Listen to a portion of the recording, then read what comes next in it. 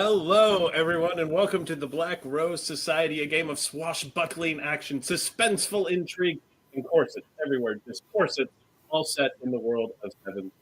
My name is Dan McCurdy, and I will be your storyteller this evening.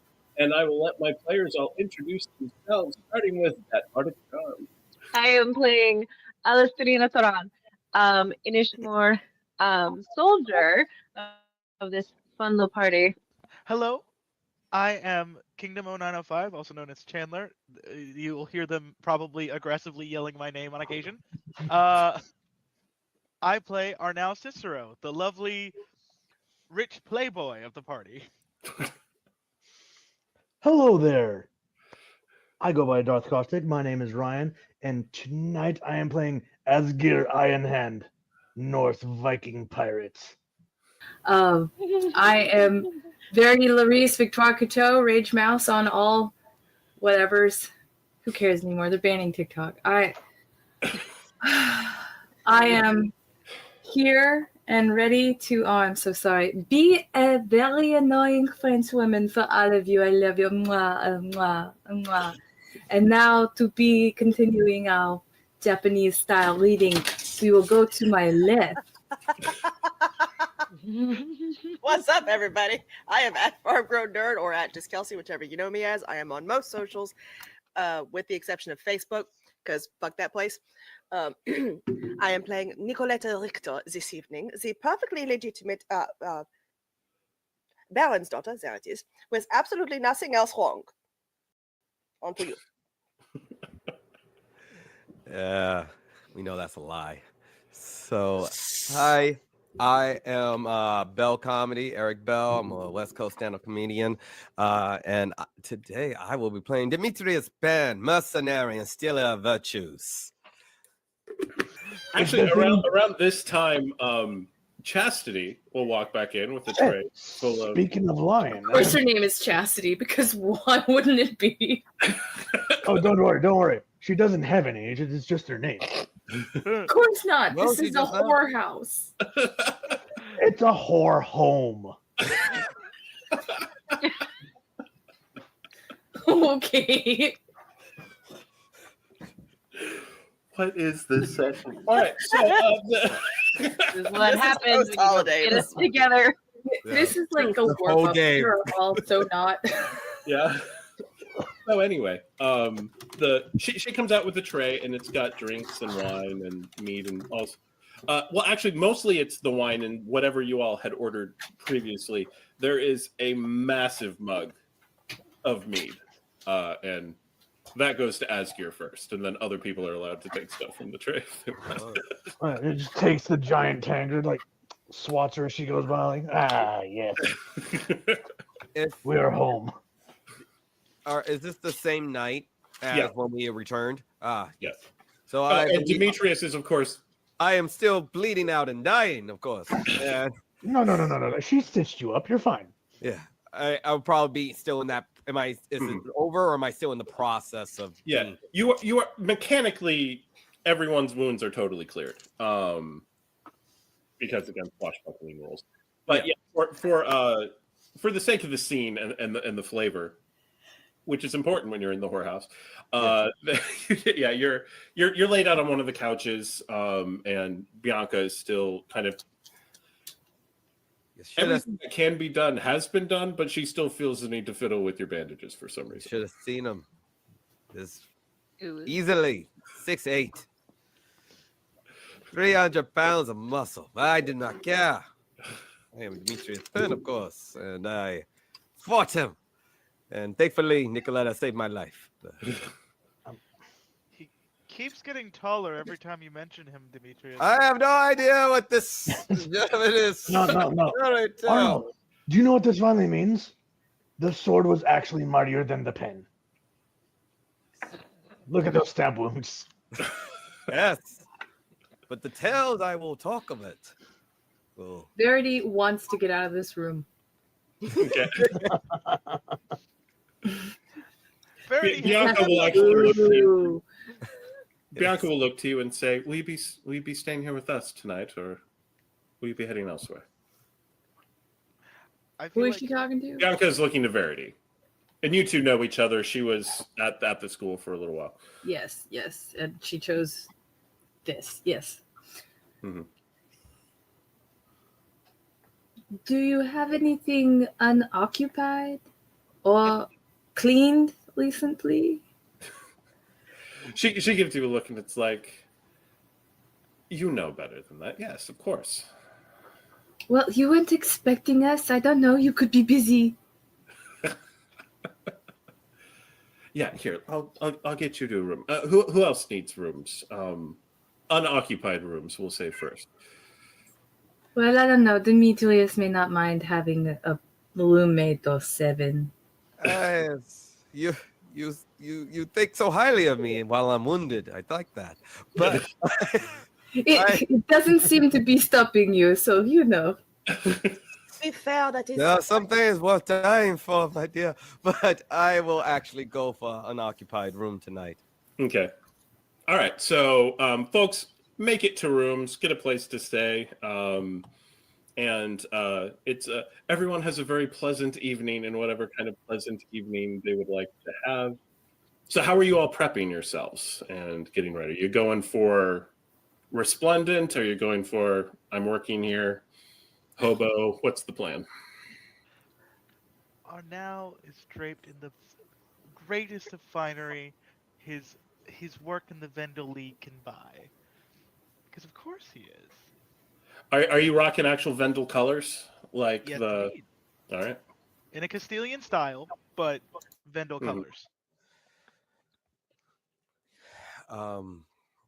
Dimitri laid out like a cadaver, his beautiful coat that is no longer. He just saddened deeply by this perfect outfit that would have worked. It would have matched. So using some of the oil, making sure that the leather straps are nice and clean. So more clear mercenary, but everything is pristine. The hat is nice, more like, clearly to show that my skill, but at the same time, more like almost like an officer's uniform on that level of pristine clean.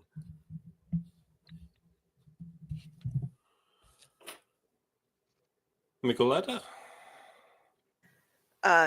Nikaletta is gonna get done up in the finest outfit she has with her, because lest it reach her father's ears that she did not dress herself properly for a meeting with the queen. She doesn't feel like getting that earful. So yeah, she actually looks nice. Alastriona. Alastriona is fixed up in her finest. Oh golly, words are hard. She is soldier decked out, whatever that means, whatever that sounds, whatever the words are for that. Uniform. Uniform. That's the word. Thank you. I am not on it apparently. She's in her finest uniforms, and whatever honor she may have gotten, if those exist, she's wearing those. She's decked herself out. She's trying to be very impressive and presentable for the queen. Yeah. Verity? Verity, I guess, in this situation, would probably raid Bianca's closet. She totally hooked you up. And she would probably choose, her 4th best dress that she finds in Bianca's selection. She would not go for the most. She would be like, yeah, you would wear that to meet the queen. And this is great, but I don't really want to go. I'm gonna, I guess in fashion terms, she dumbs down to look appropriate for her rank. Yeah. But she's not actually trying to be like, I care because you're the queen. She's trying to pretend like it's nothing. So she goes for middle of the road on her attire. And she's still going to be a little less formal because she will refuse to not be able to wear her weaponry. Mm-hmm. And she will have her pen in place, right. Visible. Asgeir, how about you? What are you? How are you decked out? So Asgeir's outfit isn't a lot different. there's definitely subtle hints that like the cloth is nicer, and there's some like gold runic patterns around like the collar and the arms. But for the most part, there's a stark difference in how he has his hair and beard. They've been washed, brushed. They've had like wax put in it to maintain its shape. It's been braided up. There's like Vesson beads in it, and he's just sporting Vesson colors in his wardrobe, and still has like a giant tankard strapped to one hip, and this big old axe strapped to his back. Like, okay, like he looks both more professional and menacing at the same time. Excellent. Demetrius, as you are putting on your final steps, getting ready, apparently out of nowhere, a new coat arrives. Nice.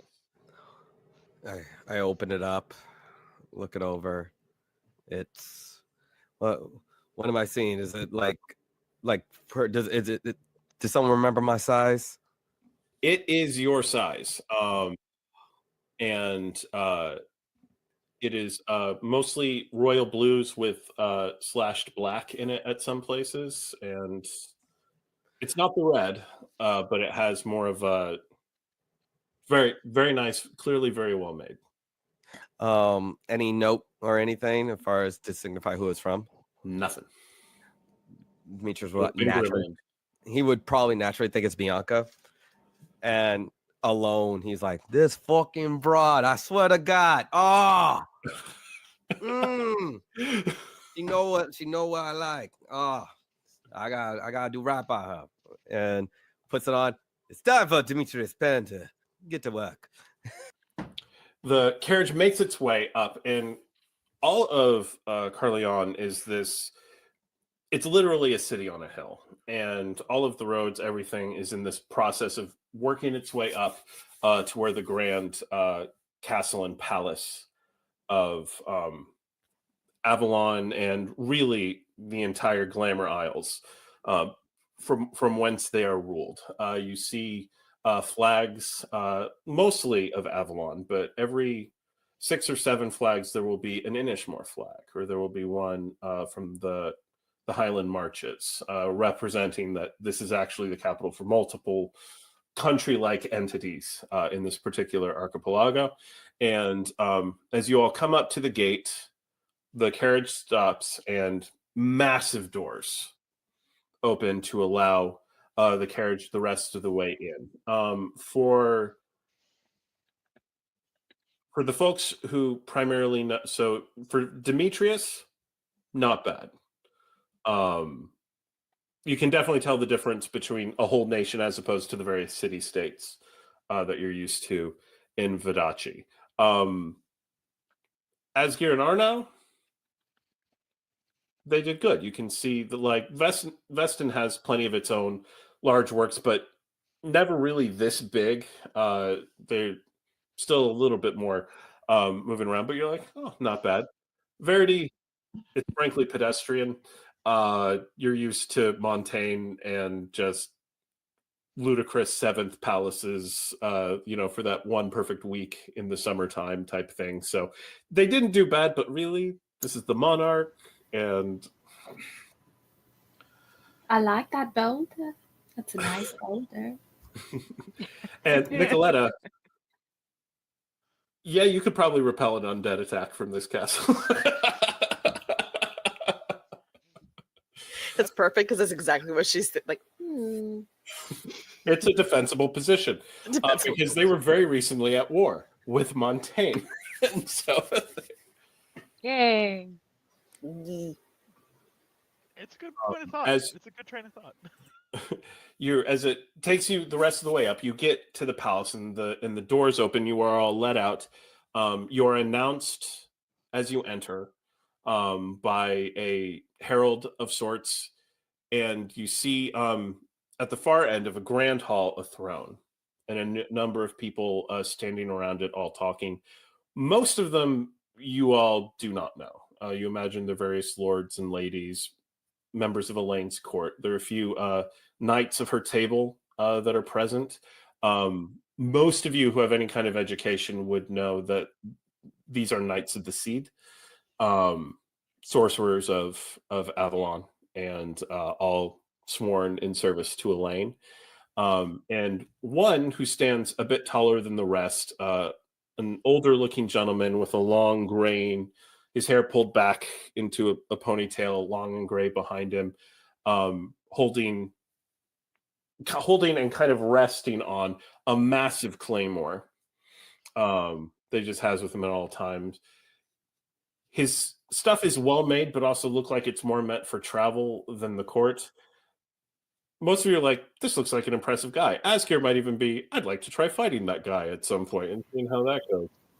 I'd like to inspect his work. You know that this is the O'Bannon, King of Inishmore. Oh, perfect, because that's who I was going to have Verity say this to. Do you think he's compensating for something? Maybe.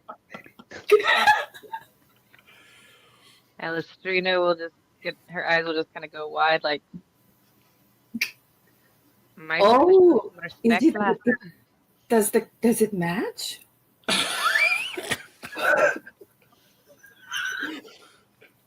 I wouldn't know personally. But you will know rumors. I feel like you need to understand the nature of this man. I hear that amongst your people that has like masterful names, is he like called the Impaler? Is he good at swinging that? We're all going I'm to about to die. No, swing I'm you just off from completely here, like, oblivious to the undertones. he thinks we're talking about the sword. He doesn't understand what's going on. Asgeir, to that point, everything about how this guy holds himself says that if there's going to be a battle in the room, you want to be on his side. He's clearly a sword master in a way. Like the duelists have a certain danger to them as they move. This guy is something even beyond that. He just has this feel. It can be faked, but initial, just everything, particularly in the way he kind of notes you all as you walk in. But as all of this is happening, on the throne itself sits a beautiful woman, slightly graying, but still mostly blonde hair going down. And as you all walk in, she stands and walks down from the throne to look at you all and says, "Ah, the ones I summoned. I understand you found something rather distressing beneath my city." And Verity would push Nikaletta gently forward. Nicola's just like looking over her shoulder, like, excuse you. Which one of us is the one who knows everything about undead? Nobody asked for your logic. Yes, your Highness. We found a very concerning infestation of some very rude individuals. They seem to have made themselves a small hornet's nest beneath your city. Yes, these men of culture. I've heard some speak of them, and their rather ironic name. They're not very cultured at all, are they? I understand you've fought with quite a few of them. Well, we ran into quite a few, yes. Not all of them fought. Some of us fought more than others, and she kind of like turns and looks at Demetrius like, you good, bro? If she looks at Verity, all she's going to see is Verity being like,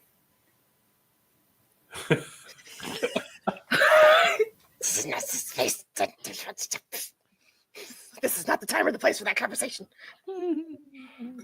The more this isn't a roll because this isn't a risk, but any of you who have notice of 2 or higher would notice the queen is fully aware of the little sidebars that are happening in the midst of the conversation and seems amused by them. Oh, thank heavens. She's been around adventurers before. There was also some, to to my associate's point, some other concerning dark magics occurring down there, taking root, as well as some other ancient, very, very ancient practices, like older than my own home. Yes. Oh yes, there's a giant church thing in the deepness of the ground. And Very that's a pretty, chamber. prettier than this. You did not just tell her that the underground cavern was prettier than her castle. There is Which way's the exit? a bit of a moment. She amused by a lot of what's happening, but this is coming from in a Montanian accent. And again, there was just a war. And she and turns and's like, and you, my dear, who might you be?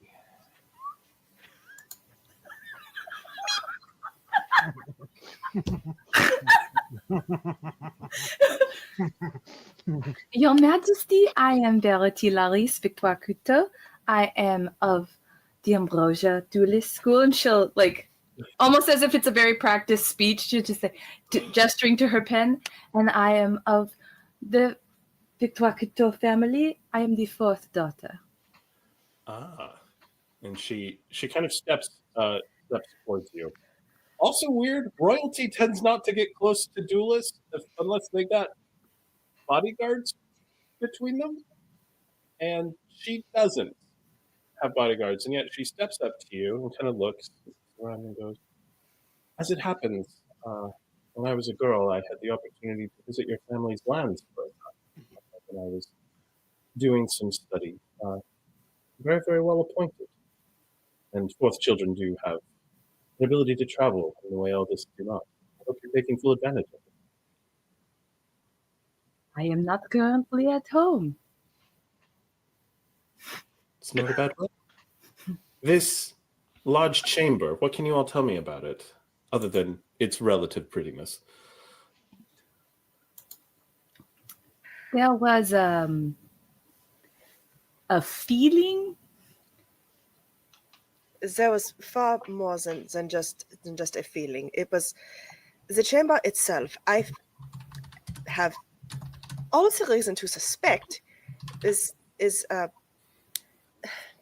intended as a prison of sorts for those who have passed. She keeps a look on her face and glances over at the O'Donnell. Steps forward. Alastriona. What were your impressions, lass? Of the chamber itself? Aye. And just to note, he's now been in... No, he hasn't been yet, so hang on. Never mind. Go ahead, Alastriona. What has he been? Secrets are no fun. She'll pause for a second. That chamber is a portal. That's what it seemed to be. Portal to the seventh sea. He smiles. Beg your pardon, everyone. You obviously know who she is. You can call me the Abanon, King of Inishmore, if you're feeling like being particularly fancy. Mad Jack also works fairly well. So now you all get the realization that the King of Inishmore just is apparently on a first-name basis with Alastriona.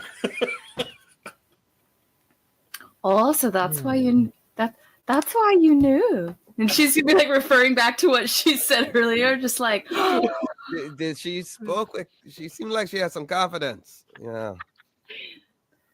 Alastriona in her mind is like, why is everyone so obsessed with who I bed? when he's got that big of a sword. Well, I've heard they call him Big Jack, not just Mad Jack. All of this is going completely over Nikaletta's head. He looks around and is like, I can say with some particular authority that yes, a passageway to bring Fae from over the seventh sea, and then hold them prisoner until whatever plan for them. It's very old, and there are others like it. I knew it was a prison. Yes, very clever. It was a very pretty prison. The gems are like mirrors. It's a part of the whole. Nikaletta. We of the Fae do not much appreciate such places. Of the Fae? You caught that too. Have you not heard? My mother was Fae of the Winter Court.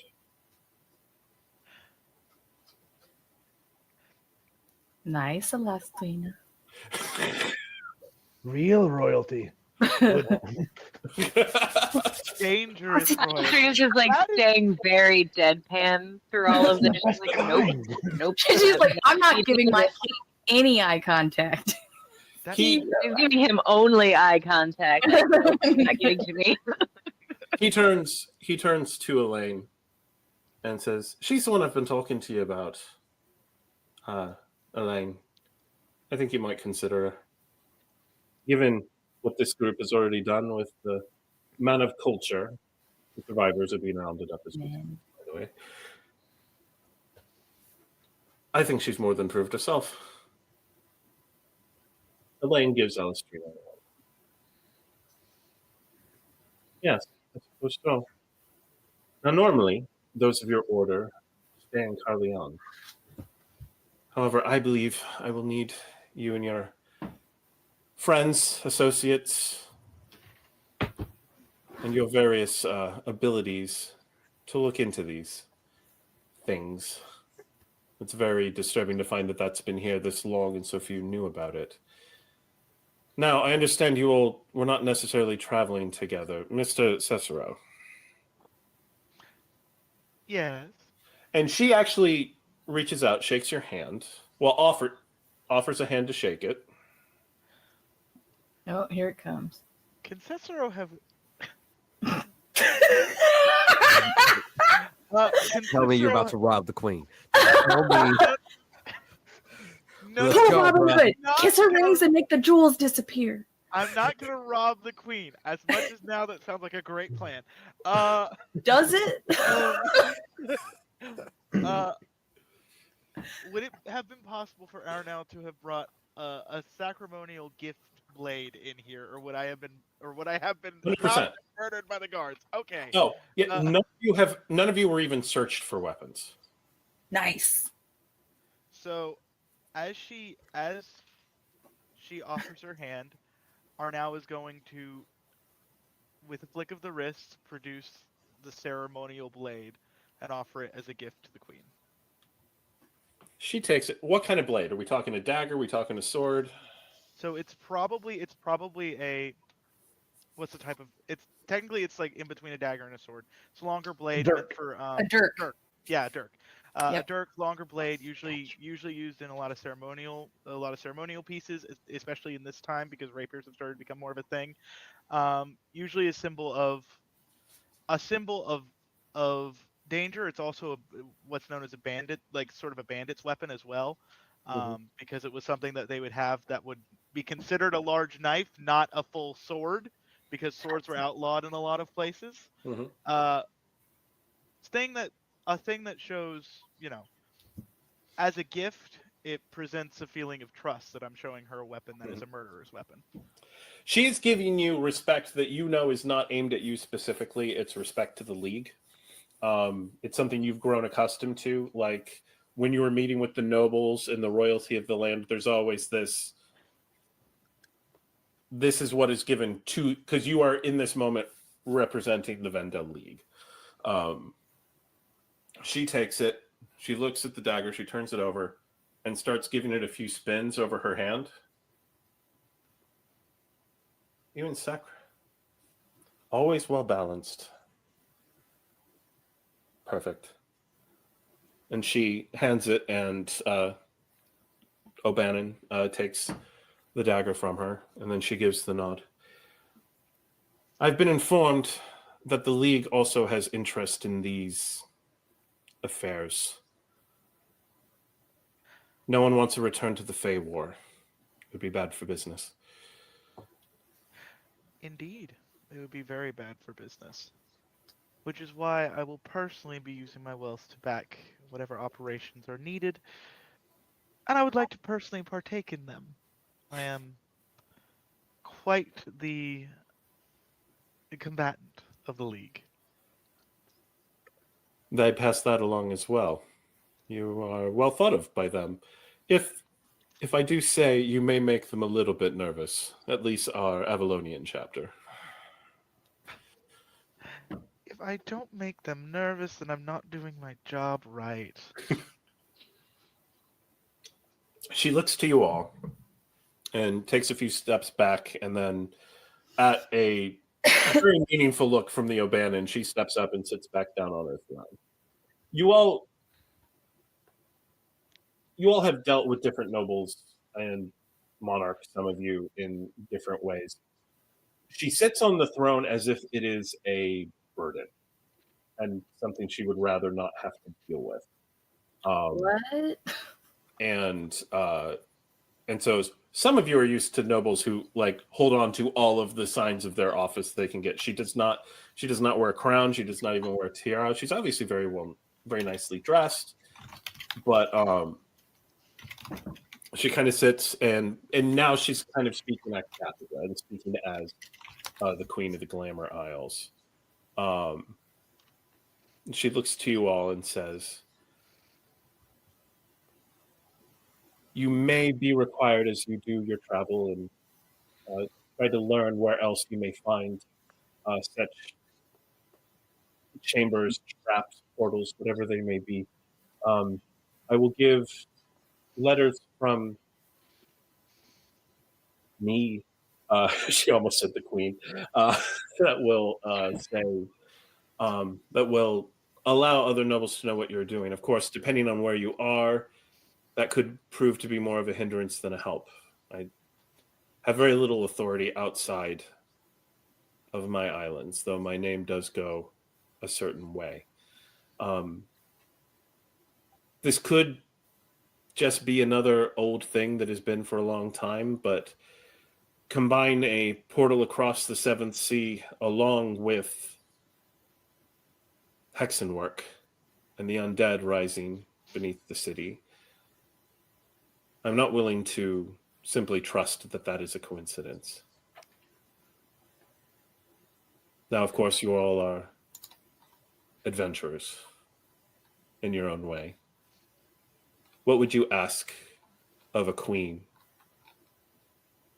when it came to carrying out a mission beyond her borders?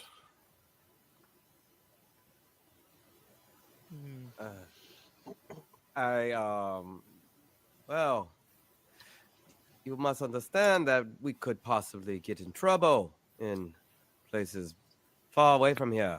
Do we have some assurance that the crown, if we are to be detained by other nobles, that the crown will not just let us rot in prison? Those letters will do that trick, though all it may do in the wrong hands, particularly some Vodachan ones, is convince the ones who hold you that you are of value. Yes, and that could give us precious days left to live. Also, coin gives a lot. If you are to speak about my home, Vodachi, coin goes quite a way. So maybe we need to be outfitted with enough coin to do such a dangerous campaign and access to your armory. She looks around at each of you and then gives a glance to the O'Bannon, and he kind of walks around and he's like, from what I can see, most of you have more than she would give her usual soldiers. Your gear seems generally bespoke. However, if there is something in the armory that you think would be of use, you could certainly take a look. Coin will be provided to aid with your travel, and if you can find a way to contact us at different places, could come as well. Wait, didn't Demetrius get the like badass fancy sword? and a new jacket just right now, and he's like, You got anything else? Clearly, this isn't enough.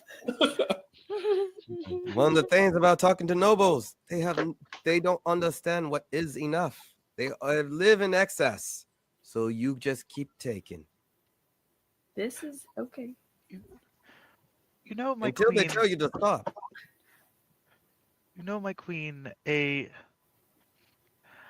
be taking quite a long time away from my wineries to aid my allies here, Miss Nikaletta von Richter and Alastriona. You know, perhaps while I may be taking time away, a royal charter may make up for the lost profits that I have had, and your opportunity to try some of my wines from my family's vineyards. I think it would certainly aid in your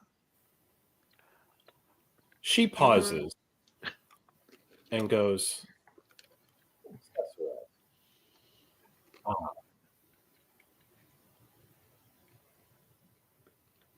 "The wait, would your family name be attached to the wine that you're selling?"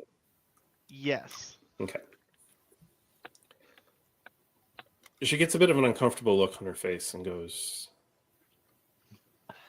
"I hate to be the one to tell you this.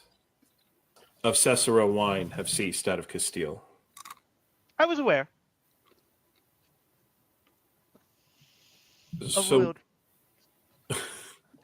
Shipments will be returned in due time. she smiles and goes, "I'd assumed that your particular recompense would come from the league itself, but if in the midst of all of this, I can help you by agreeing to bringing in an order of your wine for our cellars, then I do not think that would be undoable." And she looks at a very, you can always tell the money guy in the court. And as she says this, the money guy's like, and just starts writing down. Do I recognize the money guy? A haggard senator. You know him personally? Just wondering if I, Maybe you slept with his daughter, something like that. We chased him out of the house. You recognize him as the money guy, but you don't know him personally. Okay. Do I recognize the money guy? There we go. Somebody I've had dealings with? You're going to make me name this asshole, aren't you? Okay, so... So he's an asshole. Well, Yeah. How many of them are in this kingdom? How many money guys are there? How Give many us the assholes we got in complete this building? census of 17. Avalon. There are 17 money guys, and we know 5 of them. Which one is? He's an asshole, major asshole. So, okay, so this is Lord Wallace, Seneschal of Avalon. And you have not personally dealt with him, because he's more like the crown places the orders, he figures out how to pay for it, and you've never been on that side of league business of sorting out all the little paperwork and stuff like that. But you're well aware of him. The league considers him irritatingly competent. I look forward to seeing your signature on a letter, Mr. Wallace.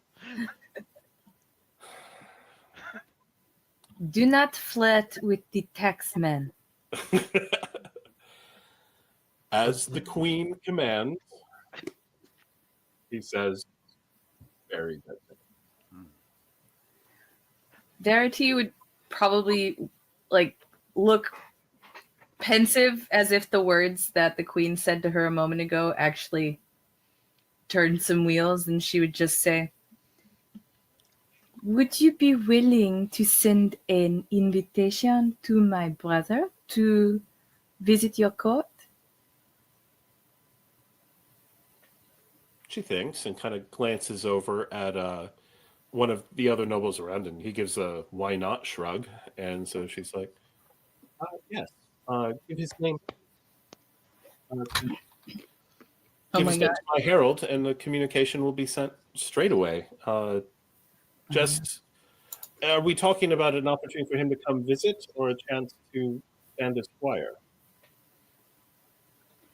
I would like him to merely have the opportunity to visit. While here, should he decide to follow some paths, I would be most happy. But mostly, I would like to get him out from underneath my sister's thumb. She smiles and goes, I imagine that'll be very doable. Whether or not the invite will be honored is another thing, but we will certainly send.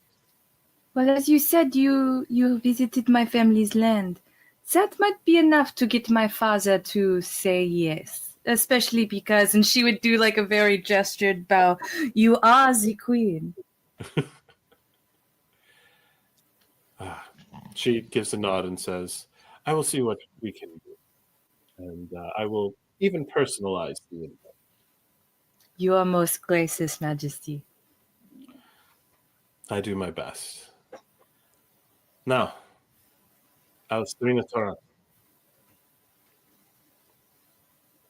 Step forward and kneel. Alastriona would very, very like stoically and respectfully like walk up and kneel. She kind of holds out bowing her head hand. slightly. She holds out her hand, and the O'Bannon hands her his sword. Oh, the big one? He hands her a rapier. Oh. You don't remember him putting the claymore away. You see no sign of it. He hands her the sword he's holding. The Here. face sword. And she takes it and taps either of your shoulders. You have been accepted. Your authority will not be known, but you still carry it. Trust in yourself, in your friends, and your countrymen. And should the day come, you wish to join the knights. She closes her eyes for a second, and you feel a slight sensation of humming coming from the blade. Your blood will accept. And she hands the sword back to the O'Bannon. Rise. There is no title that goes with it, but it is an honor that goes beyond titles. Alastriona would rise and keep a respectful like kind of eyes lowered. A title is not necessary for such an honor, my queen. I will And she carry it gives, with all I can. and she not only dips her head, but also gives a slight curtsy. And, Oh, snap. and nods and looks to you all. Now, if I may ask, if you all need time to discuss this as well, we can have quarters provided and a place to speak, but if you all understand or have a thought of where you might go first, do any of you have any knowledge of any similar structures? The closest structures that I am familiar with are back home in Eisen, and even those are not half so old.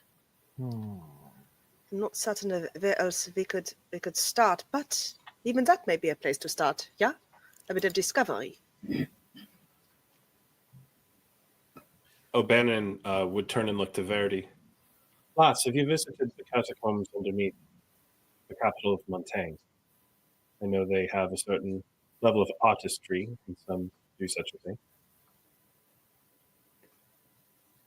I have never been one to eagerly go into dank, wet, smelly places, but I do know several, let us say, subtle ways to get into them. Though I'm not eager to go back to Montaigne, I will do it. Oh, a trip to Montaigne. That sounds fun. Keep it in your pants. It's always there. You don't have to listen if you don't wear any. Elaine gives a grin and is like, is there any chance that the ladies of Montaigne have not heard the legend of Demetrius Penn? I am so glad you've heard my legend. But Have you heard it in the French? And she's just being so mocking. I've heard no less than 3 requests for your beheading. yeah, that actually that checks out. However, I'm not in the habit of chopping off the heads of men who provide for women who the unfortunate men they were stuck with were unable to. So. You know, if I would feel bad if, like I always say, it's never been the woman who have ever called for my death. So I'm doing something right. She looks at Nikaletta and is like, what you had in mind in Eisen? Would you mind if I asked? I know that such things can be culturally difficult for an Eisener. The only place that I have ability to compare it to is beneath my own family's castle, my own catacombs, so to speak, where much of my family is buried. Bannon looks over and goes, if it's a connection between both the Fae and the Hexenwerk, you can't just dismiss it, but Montaigne, if there are no other known connections, man, his accent is all over the place for me today. Right. Yeah. It's up to all of you. Anything could be a wild goose chase, but at least you have places to start, and they might offer clues that allow you to refer to where other places might be. So, should we put it to a vote? Montaigne or Eisen? I vote Montaigne. Not for nothing, I have no desire to go back to Eisen. So, Montaigne. Well, I would, I guess, rather deal with my family than go up to Eisen. Awesome. Eisen on the bottom of the list. Well, if the 3 of you don't want to go to Eisen, then Not my vote first. is for Eisen, and I'll buy the vote. No. So, Arnau, we're going to Montaigne. I want to see what kind of fun Demetrius can lead into. That sounds interesting to me.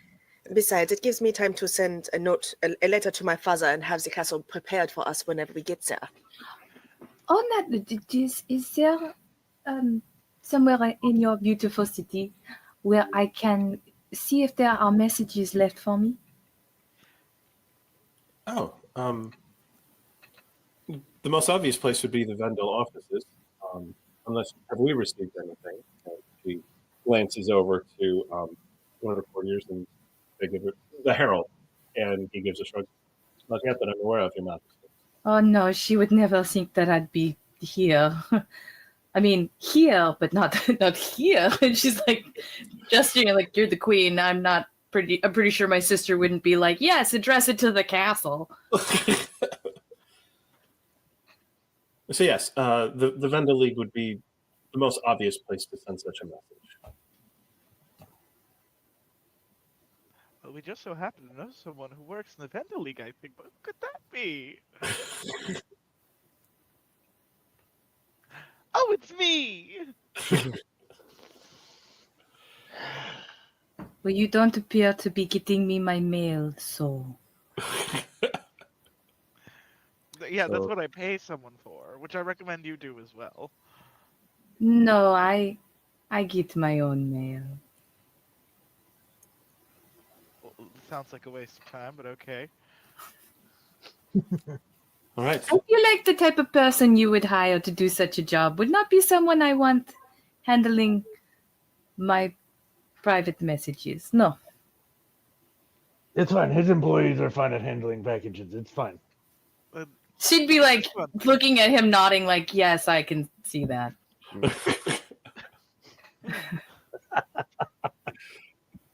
All right. The group's conversation seemed to come to an end. The court seems kind of eager to move things along. But the O'Bannon actually walks with you all to a side chamber and also a place where you'll have access to take a look at the armory and see what you might be able to find and what you might be looking for. And he kind of leads you in and he goes, Y'all are trouble for no doubt, but trouble in the right place is some of the most valuable in the world. Be careful, though. This Lord Montalban, was he killed?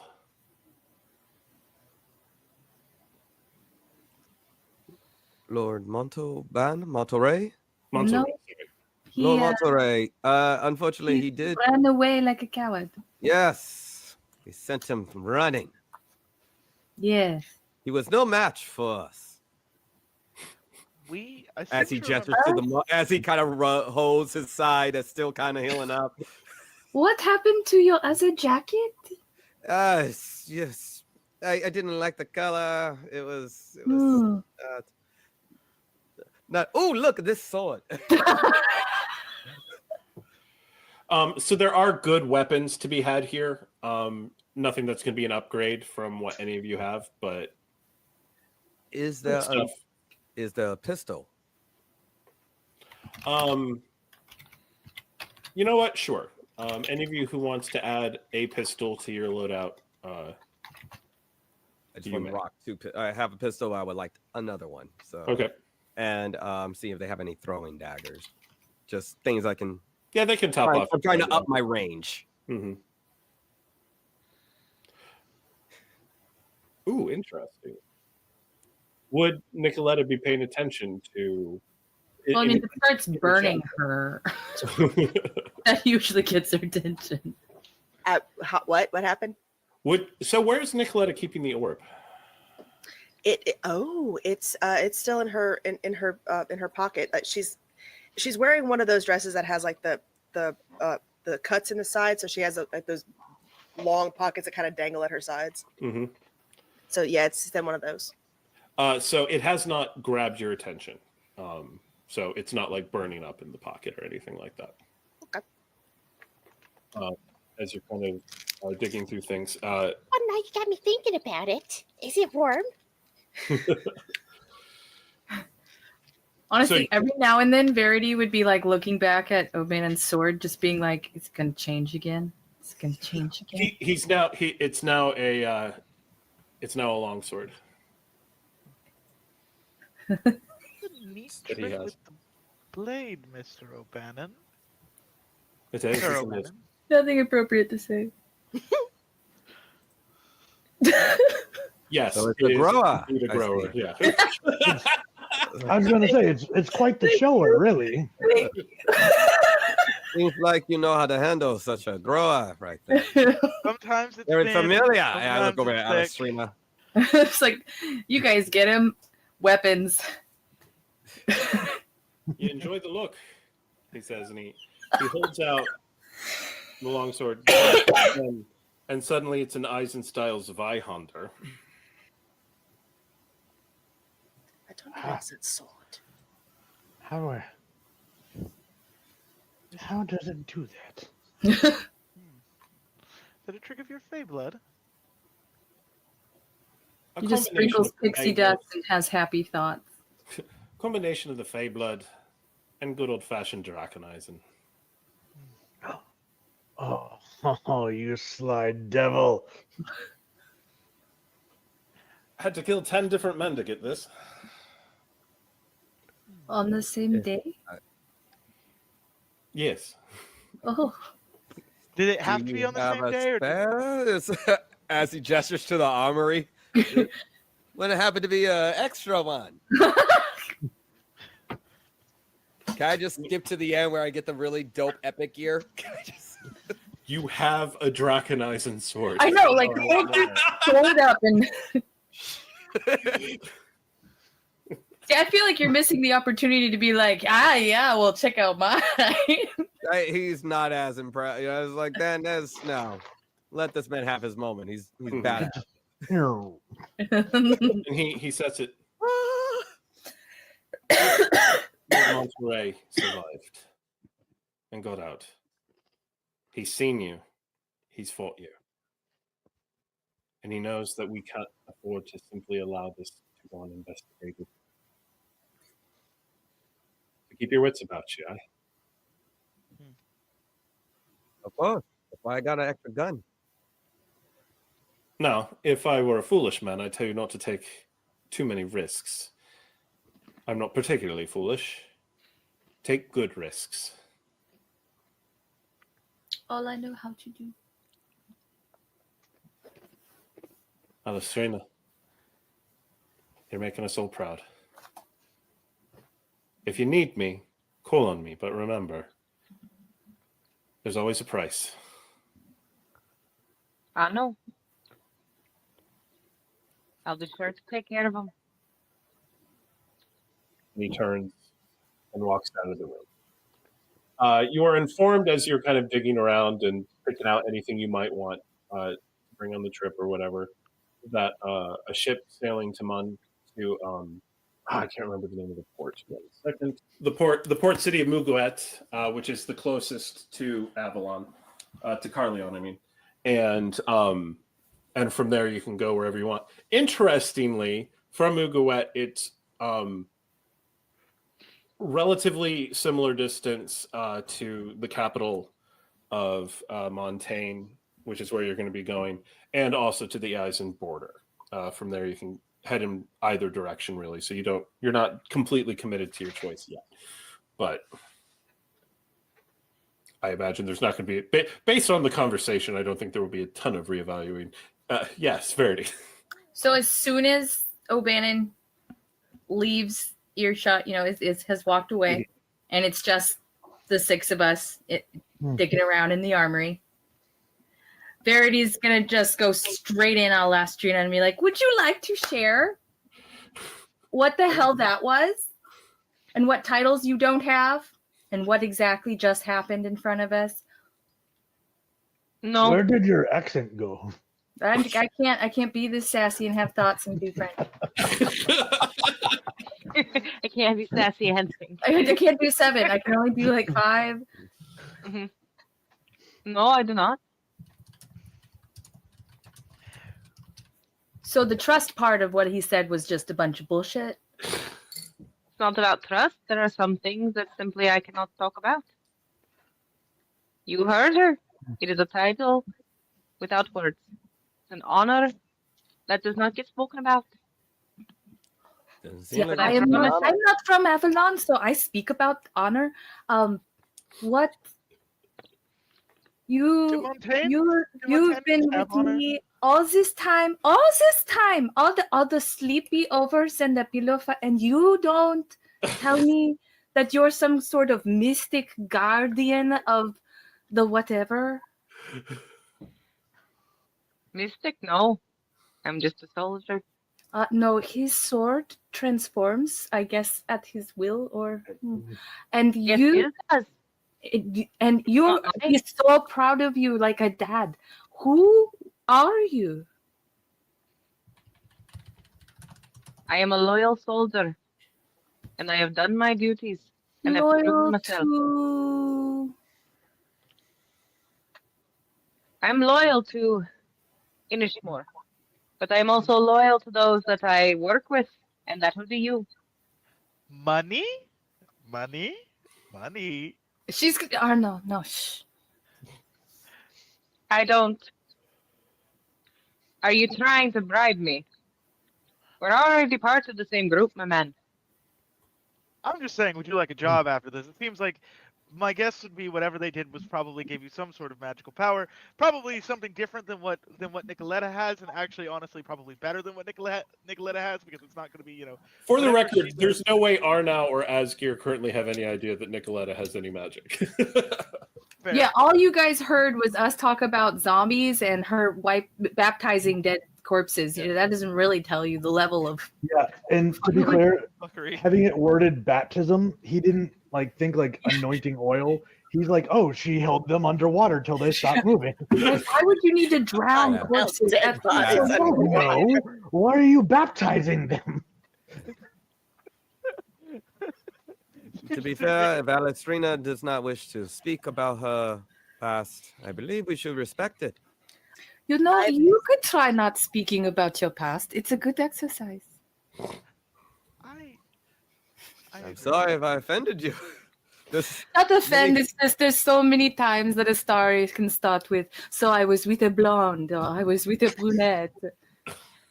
I'll tell you whatever you want to know about my past. Being a soldier for the army. If There there are are simply some accolades that require discrepancy. Okay, is he your That's all. ex? No, he is not. Is he your brother? He's my king. If there are certain things that she is uncomfortable with sharing as of yet, then I don't feel we should sit here and hound her about it. It seems very rude. Alastriona. But I love gossip. She's bound by oath and honor. Alastriona, just please tell me when to stop. She is not stopping me. She is not stopping me. Not the first time that sentence has been uttered. It was a What very happened to me? What happened to me being a woman's woman? women's women can still enjoy a big sword. That's not. I feel like we should not be speaking on the King of Inishmore's weapon. Why not? It was changing all the time. Oops, sorry. I know many men whose weapons change regularly. I don't need to know about the king's. We said we weren't I going to talk couldn't about tell it. you. No, I can't tell you about it, even if you want to know. I don't know anything about it. There's no And way Verity in would my like go thought. find the post office. He's just mad. All right. Anything anyone wants to handle before you all are leaving Carleon? Yes, I'm going to the post office. Oh, right. When you get to the Venda League, you do find a note that acknowledges the note that you sent them, saying that, hey, I'm here doing the stuff. Your sister seems... Oh, you're still running around having fun. That's cute. Is the general tone. It's not... It's Montanian, so it's much more flowery in language than that, but... And Nikaletta sends out a letter to, as she said, to just back home saying, here in the next few weeks to possibly few months, we'll be making a stop with all of our guests and list everybody that she'll be bringing. Okay, so there was a message from her sister Vita, Yes. and it was just short and fluff. Yeah. They basically respond. Did it say where the letter came from? It last posted through through all the ports and everything seems to have been sent from home. She's home. Cool. Well, she will send a letter addressed to Vita, and I would say because Wait. I'm thinking the one sister. Hang on. Oh, the oldest sister. Yeah, of course she's home. Like she could ever leave. Yeah. Oh, so okay. Sorry, I was not understanding what we were talking about there. No, there is not a letter from Vita. Damn. Well, she has a thing where she keeps track of the last places she knew she and her aunt were traveling. So she would send a message addressed to Vita at where she thinks they might be. And the message would literally just be saying that their brother is getting an invitation from the queen, and that she would also be welcome if she wanted to see their brother somewhere not at home. Okay. All right. She would not tell her sister anything about what she's doing, though. Yeah. Easily enough sent. Arnau and Asgeir, while everyone else is doing their pulled into a room where one of the local chapter masters, Guildmasterin, kind of greets you both and brings you in and says, we have agreed with the queen, as she said, that such matters must be investigated. However, the Venda League cannot be seen to be taking a direct hand in this. As you know, we must always walk a fine line between following business interests and politics. I will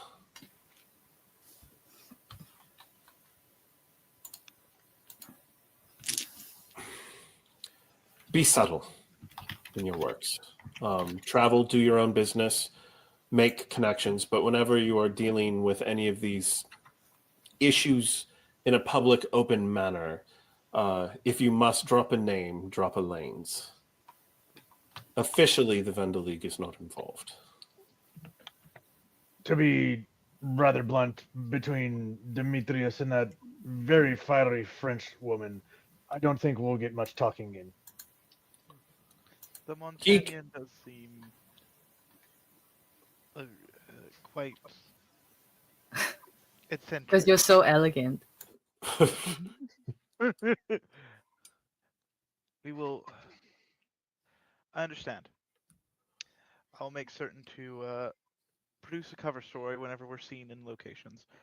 I already have to guard some shipments. Besides, I've got my eye on that Alastriona. Seems to be quite.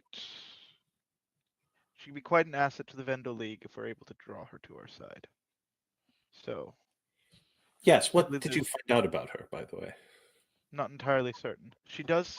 It is good that she has her letter of credit. It means that she's tied to us now. But she seems to have some sort of connection to the O'Banion. We should keep that in mind moving forward. Connection to the king of Inishmore. So much for her just being a common soldier. Indeed, which means us being in debt to her may be of profit yet.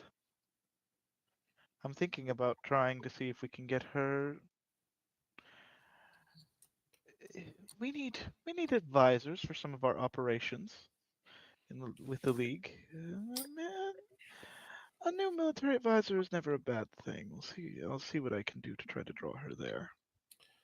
So, the group is comprised of an Inishmore soldier who has some connection to the king of the nation,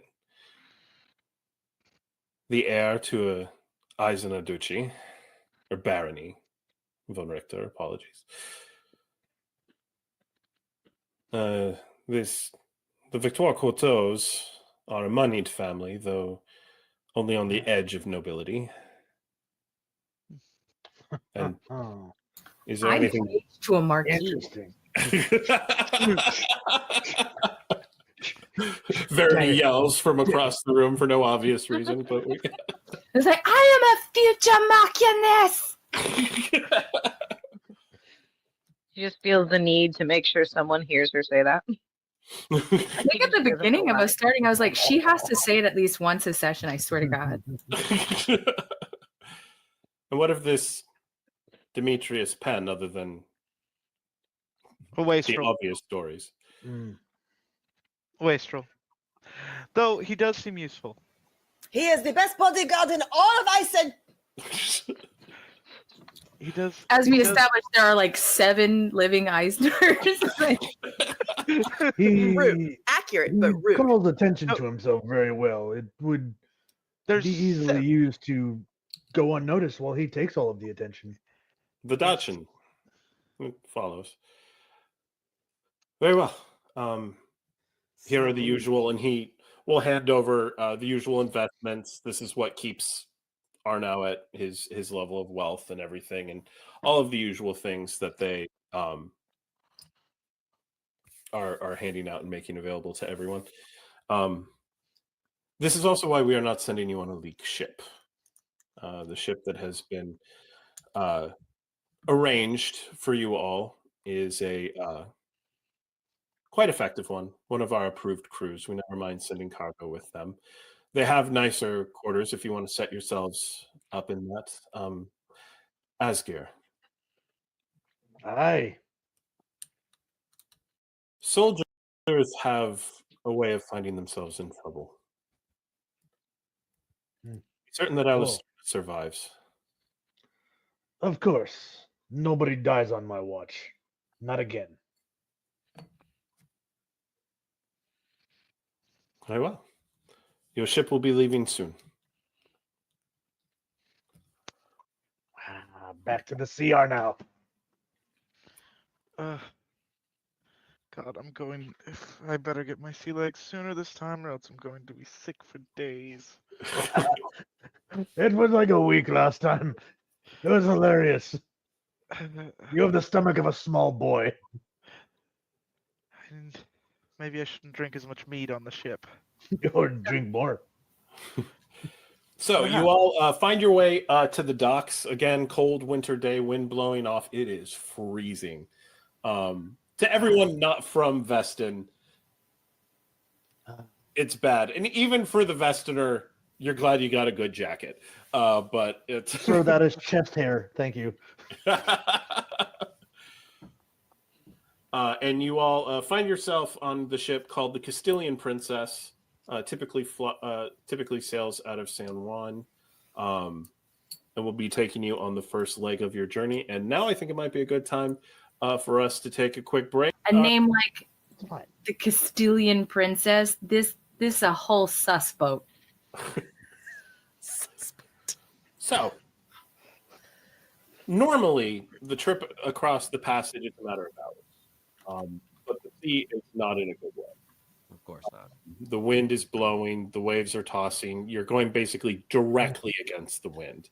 And the captain informs you all that this is going to be some time. But they have you all set up in pretty comfortable cabins. But Demetrius, you are just unable to sleep. He was like, it's a good time to get some rest. And the boat is... despite the name, it is of a Veston make, and Veston ships were built to sail on the Maw, and so which has weather about like this almost year round, and so maybe someone could sleep on a boat in a storm like this, but you just can't for whatever reason. You're finally feeling your full mobility again after the healing work. What do you do? You're all alone in a little mini cabin on the ship.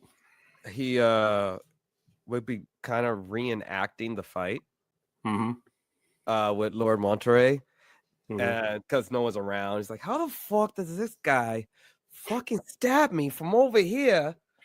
And he's trying to envision how Verity fights, and he's trying to see where he's lacking, and he's just constantly, trying like. And then realizing if Nikaletta hadn't shot him, he'd be dead. And like, it wouldn't have been competitive, and so it's all right. He's going to go look for Verity. So you walk out of your cabin and you're looking around, and it's very quiet on board the ship. You knock on a few doors. You're not sure which cabin they put her in. No one's really responding, and so you walk up onto the deck, and you see it's there are lanterns lit and stuff, but it's still dark. It's nighttime, and there's always this just kind of haze of the sea around, and you see Nikaletta without a coat, and it is freezing. Standing against the rail and just looking out over the water. Is this the first time I've seen her do something weird like this? I mean, she's a weird person. Yes. Yeah. Define weird. But like bodily harm by like standing out.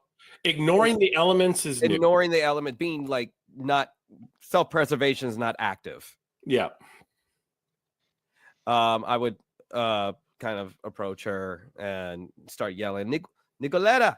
And as I very carefully, because storm, boat, don't want to fall. And I'm yelling out to her. You walk over and you put a hand on her shoulder, and she turns and you realize this is not Nikaletta. Sarah von Richter looks at you and smiles. No. No, fuck that. No. Ah, shit. Fucking. This is a kind of a fucked up dream, and it's not exactly a vibing check, because this definitely ain't a fuck dream. This ain't a fucking dream. This is a fucked up dream, and I ain't fucking, no. I No. love ghosts. Yay. Yes. Yeah. Yeah, it's a dream. But that doesn't mean we can't talk. Now that see why the fuck would I want to talk to myself? You dead. It's not your fault, Demetrius. That's great. You know what? That's great. Dead people tell me ain't my fucking fault. All right, great. That's fine. I could have just not given a fuck about what they told me. I knew it was a bad vibe. I knew it was a good. I should have just took you for the ride. You could have just rode with me. I had my responsibility to my people too. Fucking responsibilities. What the fuck is with everyone and responsibilities? Everyone always has the titles. People with titles who don't actually have a fucking title, but it's all just people who just want to tell you what to fucking do. What the fuck were we even doing that? Who the fuck did we help? No, I got someone whose sister's dead, and it's my fucking fault, and now I'm fucking having still dreams of this shit haunting me because somebody with enough fucking money had me do some bullshit job.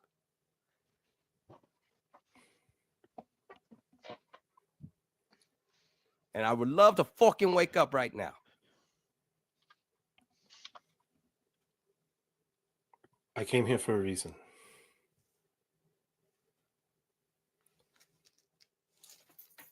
You're not safe. Something is happening on the ship.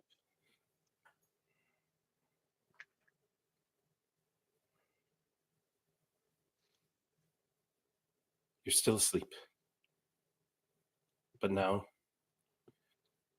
you need to wake up. And you come to in the bed. Grab my sword, get strapped, and give a look around. Your cabin, like before, empty. The light has gone out. You did manage to sleep, obviously, and blew it out before you did. But from just beyond the door, you hear.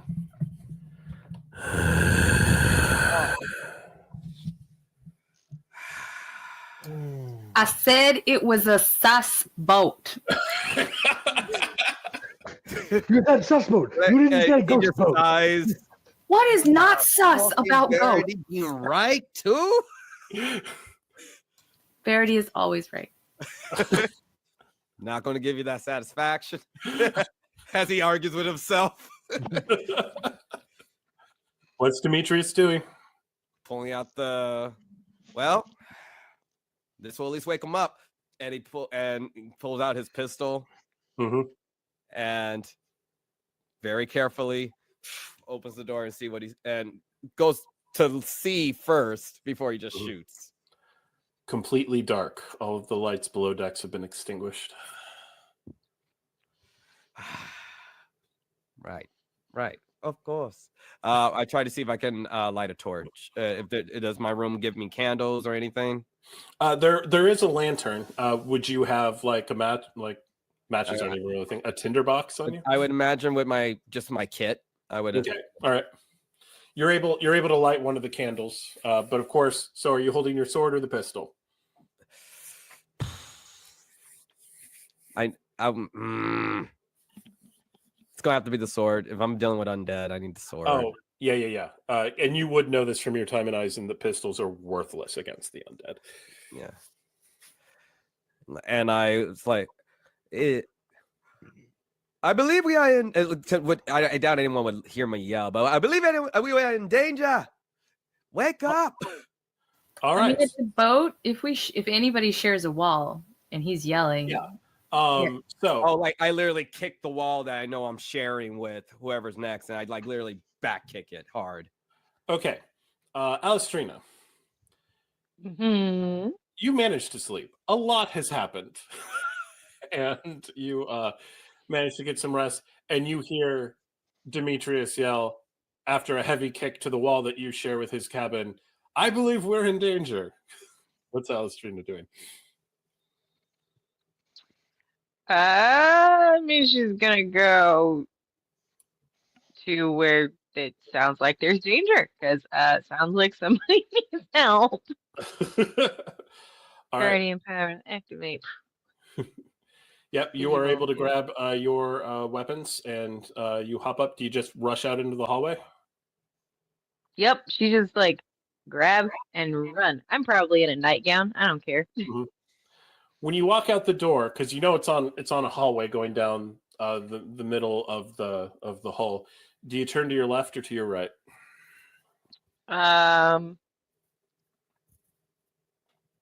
Would I not be able to tell which way I need to go? It's dark, down? and all you Oh, know that's is there is danger. He's to your left. Demetrius is to the left. You would know that. He just kicked your wall. And she'll go to the left to find him. So you know in a Resident Evil game when there's a zombie on the other side of the door and they're going two directions and you go the wrong way and so they grab you from behind? You get grabbed from behind by a zombie. Arnau. You, a little bit more muted, are able to hear Demetrius yell that there is danger. Would Arnau have been sleeping? Arnau doesn't get a lot of sleep at nights. Arnau's a night owl, for the most part. He usually stays up late by candlelight, usually writing letters, fantasizing kicking his brother off a tall building. You know, all those different things. So he's probably sitting writing a letter, probably to a random business contact that he has, somebody who's probably mad at him for not getting a shipment of Cecero wine, so he's trying to patch it up with a shipment of, with the mead that he's currently marketing at this moment in time, trying to patch it up, saying we've currently my business, all that stuff. So he's writing that, and then he hears the screaming, "We're in danger!" And then you would also hear the moan. The moan. He's gonna put down his pen. But to be fair, I don't think Arnau's heard any undead yet before. It's weird, it's creepy, but you have not experienced the zombie yet. It is not a noise you customarily hear on a boat. You haven't heard Arnau lose his lunch over the railing. He's going to put his pen down, sort of have a I doubt sigh. it sounds like a zombie, though. Sort of have a sigh. Does it sound like Mordaunt when he has a tantrum? Fair. Yeah. He's gonna sort of put down the thing, have a sigh. Mordaunt when he's particularly bitey. Yeah. Mordaunt when he's particularly bitey. He's gonna put down the pen. He's going to grab one of his axes, probably actually both of his axes that are probably like laid up next to his chair because there are so many assassins after his head. Probably never goes anywhere without his axes. Gonna pick up his axes, put them at his side, open up the door, look around to see what's wrong. Okay. You walk out in the hallway, look around, and see a member of the crew with their arms wrapped around someone. You can't quite tell who. Nikaletta.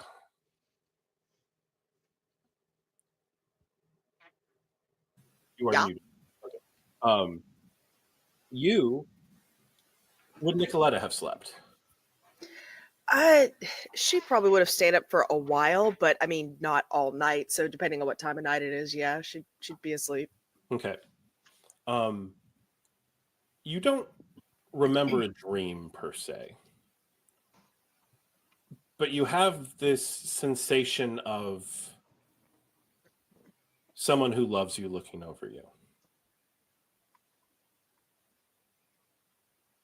And then you hear Demetrius yell, "I think we're in danger," and wake up. One day, just one night, one damn night. And she gets up. So you get up, you kind of have your stuff around. How do you prep? Do you walk straight out into the hall? Do I hear anything out in the hall? You were woken up from sleep, so no, you haven't heard a moan yet. Okay, well, if Demetrius is talking about we're in danger, and I hear that at least, then yeah, she'll walk out into the hall, her pistol wielded. Okay. You turn and you walk out into the hall, just in time to see the unmistakable lurching of one of the undead grabbing someone. Shysta! Verity, real quick, once we're all in the hallway. Verity, would you have slept? She's sleeping like a log. Okay. Like she is just off deep slumber, rocked gently by the ocean. She loves sailing. Mm-hmm. So yeah, you get woken up by Demetrius yelling. Does she though? You are at least cognizant of it. Does she roll over? You know the. I'm trying to go back to sleep. She would.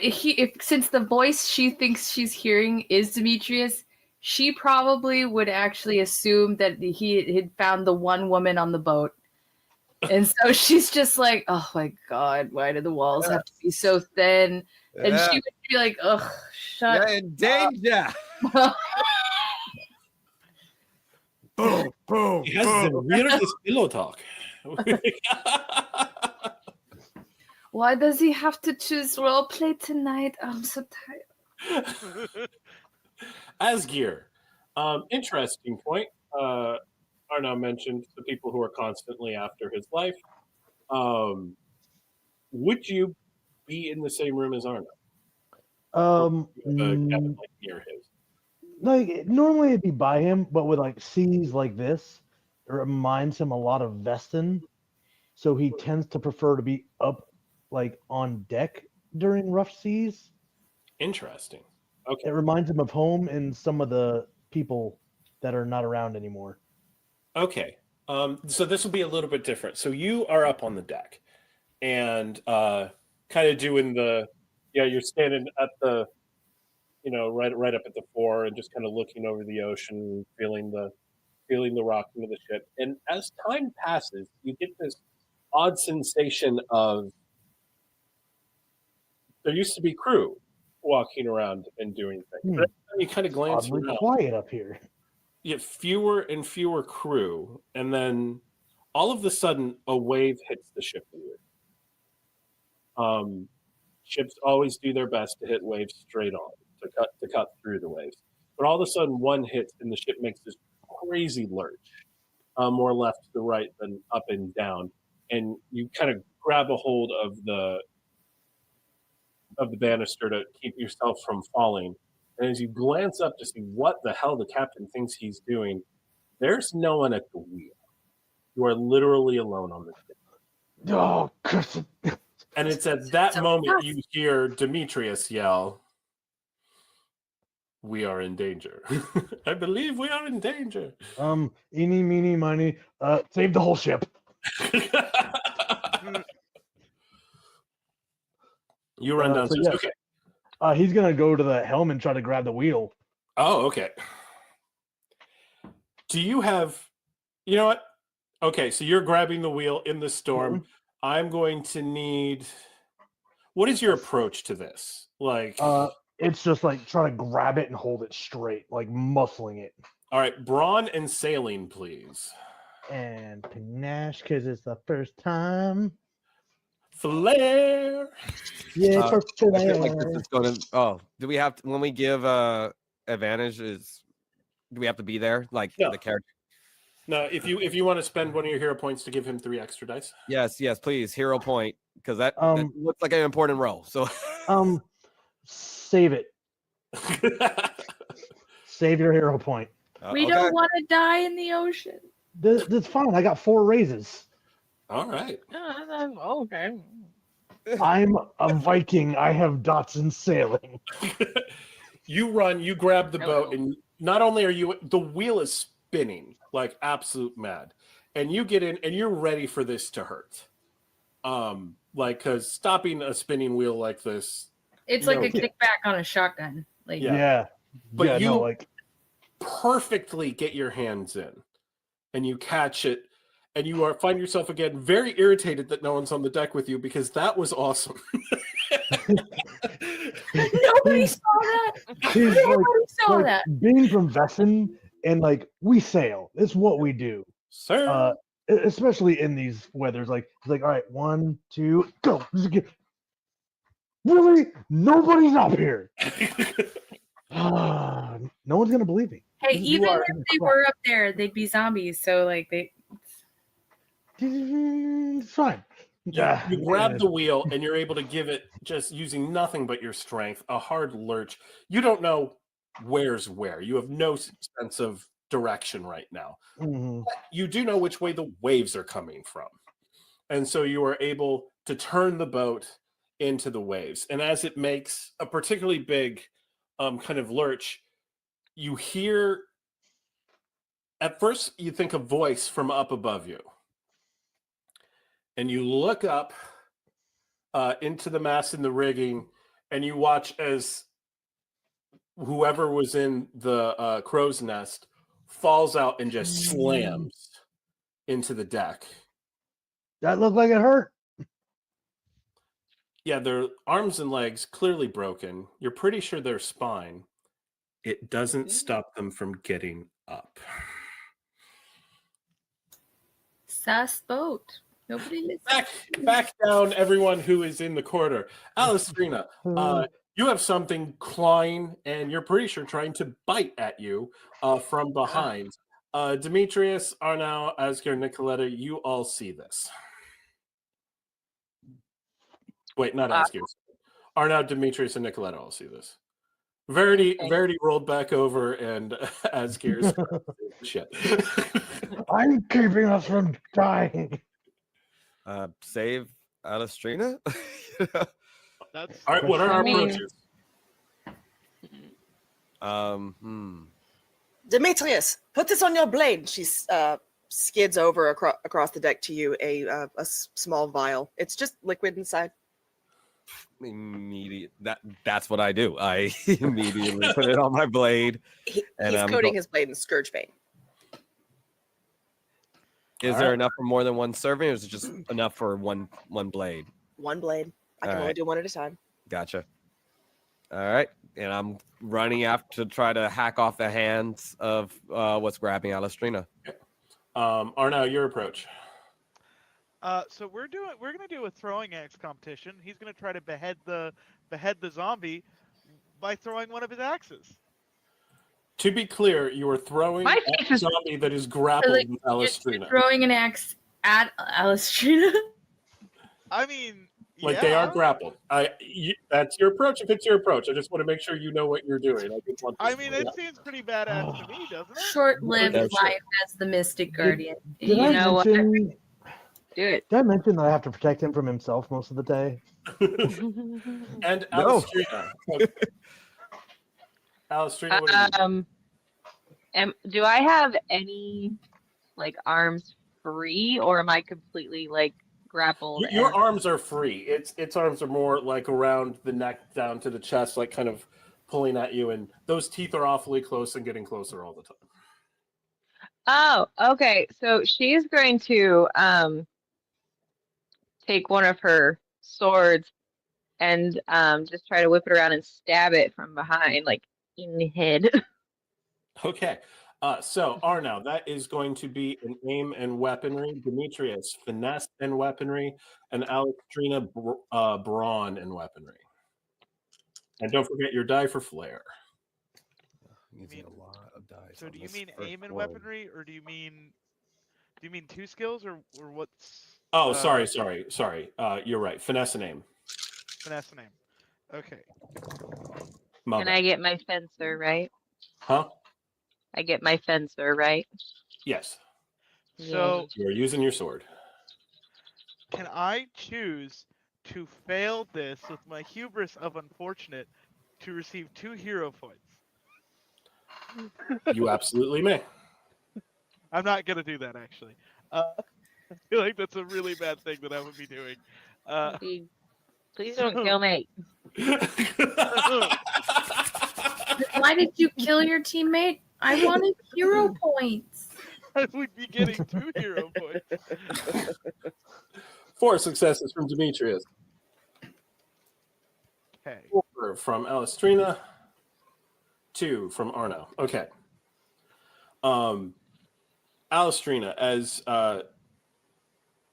you see, you can't really see it. You've got the arms around. You're able to get your sword around and just deliver a stab behind you, and you know that you hit, and you feel it go deep. And this creature is still grasping at you. Like you can feel its grip on you is weakened, but it's still trying. But you have hit it.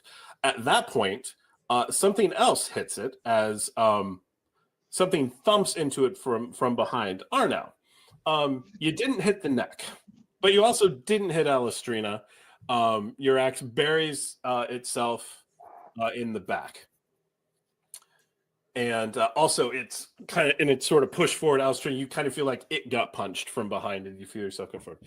Demetrius comes forward and you see his sword out as he very quickly, the vials that Nikaletta uses makes it very easy to apply to a blade. Demetrius, you come up and do a stab forward into the eye of this creature, which immediately bursts into blue flame.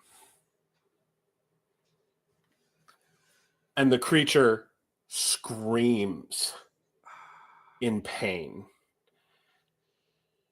And its limbs fall kind of loosely to the side. So you've got your sword in this thing's head as it's letting go of Alastriona. Do you pull the sword immediately back out? Do you guide it over to the side? What are you doing? Kind of guide it so it can be prone to the ground and then open it up. And move it to the down, and you can just see the fire moving, and the limbs are like twitching. I was out here, and I'm like, they can't see that. Limbs all twitching, and then slowly, almost like water flowing over it, the twitching stops, and it falls loose to the side. Awesome. And Alastriona, the fire was right here. It wasn't hot. You did not feel any heat. You saw the light, and you probably freaked for a second, but no heat. Though that thing clearly looks burned. Ouch. What the hell was that? A lot. Goes to knock on Verity's door. Verity, you would have heard the blood-curdling scream of the undead monster. I don't want to hear anything about secrets and trust from you lot anymore. I said you are entitled to your secrets. Thank you. The other person with secrets is the one who is like, don't bother her. That's true. That is true. Need to be. Maybe we should make everyone tell everyone's secrets. That'd be my preference. Maybe everyone can have their own secrets. It's fun. It's mysterious. Alastriona would have feeling the thing get away from her. She would have left her sword in its head, so she's going to go back over and get her sword back. And as you pull the sword out, no viscera, no blood.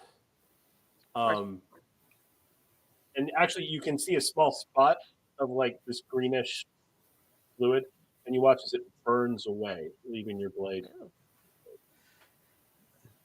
Nikaletta, my dear, I normally do not ask questions, but afterwards, please, I would love an explanation. But please make more of this. And I would need more church wine, but I can do that. And I knock on Verity's door. If she would get out of bed and not even fix herself, nothing, she would just open and be like, "What do you want? Why are you all being so loud? Do you know I need my beauty sleep?" No, you do not. But undead are attacking. That was an undead. She would look in the corridor, which I now assume is dark. Yeah, well, no, Demetrius still has his candle. Does the candle show me a dead body? Is he close enough? You definitely see a prone corpse. It looks like you've got it. Do you really need my help? It would be quite useful if I'm to be honest. How many more are there? Probably the whole crew. I told you I didn't like this boat. And she would close it and like get her stuff together. And it would be almost like freakishly too fast for anyone. And she just like close open and she's transformed. It's just like, How did you do the braids so quick? she's got her from a short night dagger in her hand and she's like, oh, where are they? Lead the way. I will save you. And she like gives Demetrius this look. Literally just I night feel so shift. sick now. Door Thank you. closes, immediately reopens, and she's in her full attire. Her hair's been done. There's rouge. She even smells nice. It's weird. At this point, the ship makes a bit of a lurch. Not so bad that any of you would need agility checks or anything like that, but you Dirty's like thrown into everyone, like, oh my god. catch this thing, and then you hear a very heavy thud on the deck up above. Oh dear. We I need to guess- get to we need to get to the helm. There's no one manning the ship. Alastriona, what did it bite you? Did are you all right?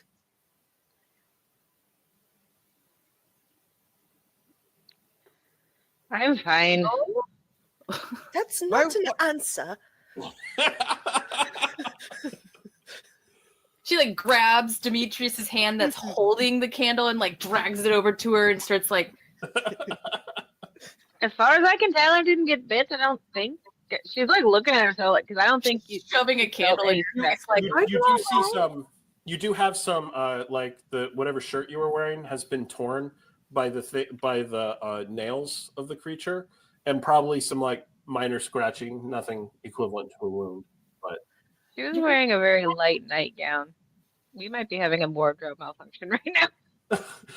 interesting question: does Alastriona care about having a wardrobe malfunction? Not really. Verity does. Verity's like, she'd be like taking off her coat, just being like, Nikaletta had a little like a container looking soup cup that she's like, oh, okay, good. And she just puts it back in her pocket. Asgeir, I didn't get would bit, that but cure apparently her, they- or were you about to poison her? up on the deck, Asgeir, you see this creature get up. It is standing on clearly broken legs. Its spine does not have structural integrity. And its head is at this really weird angle to the side, but it still gets its eyes directly on you and starts shambling towards you. It does the monster mash. Nice.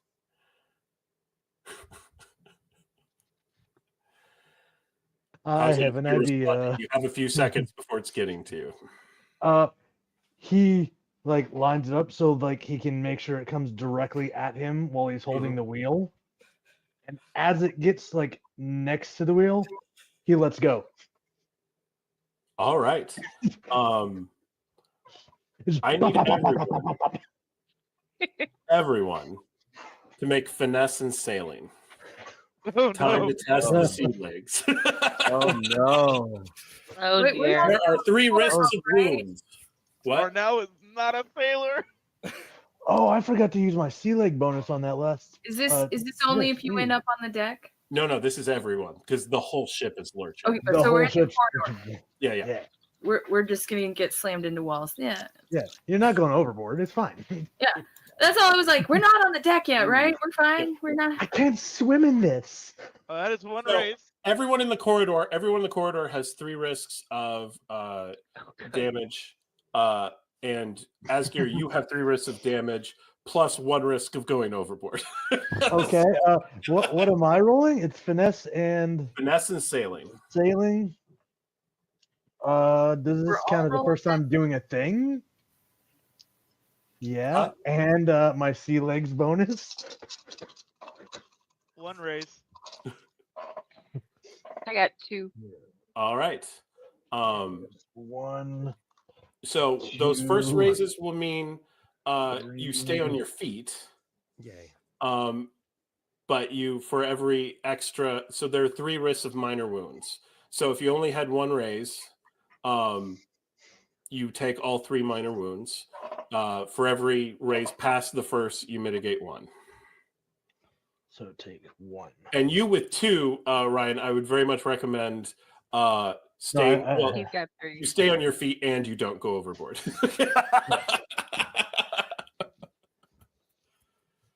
3? All right, so that'll be 1 minor wound for Verity.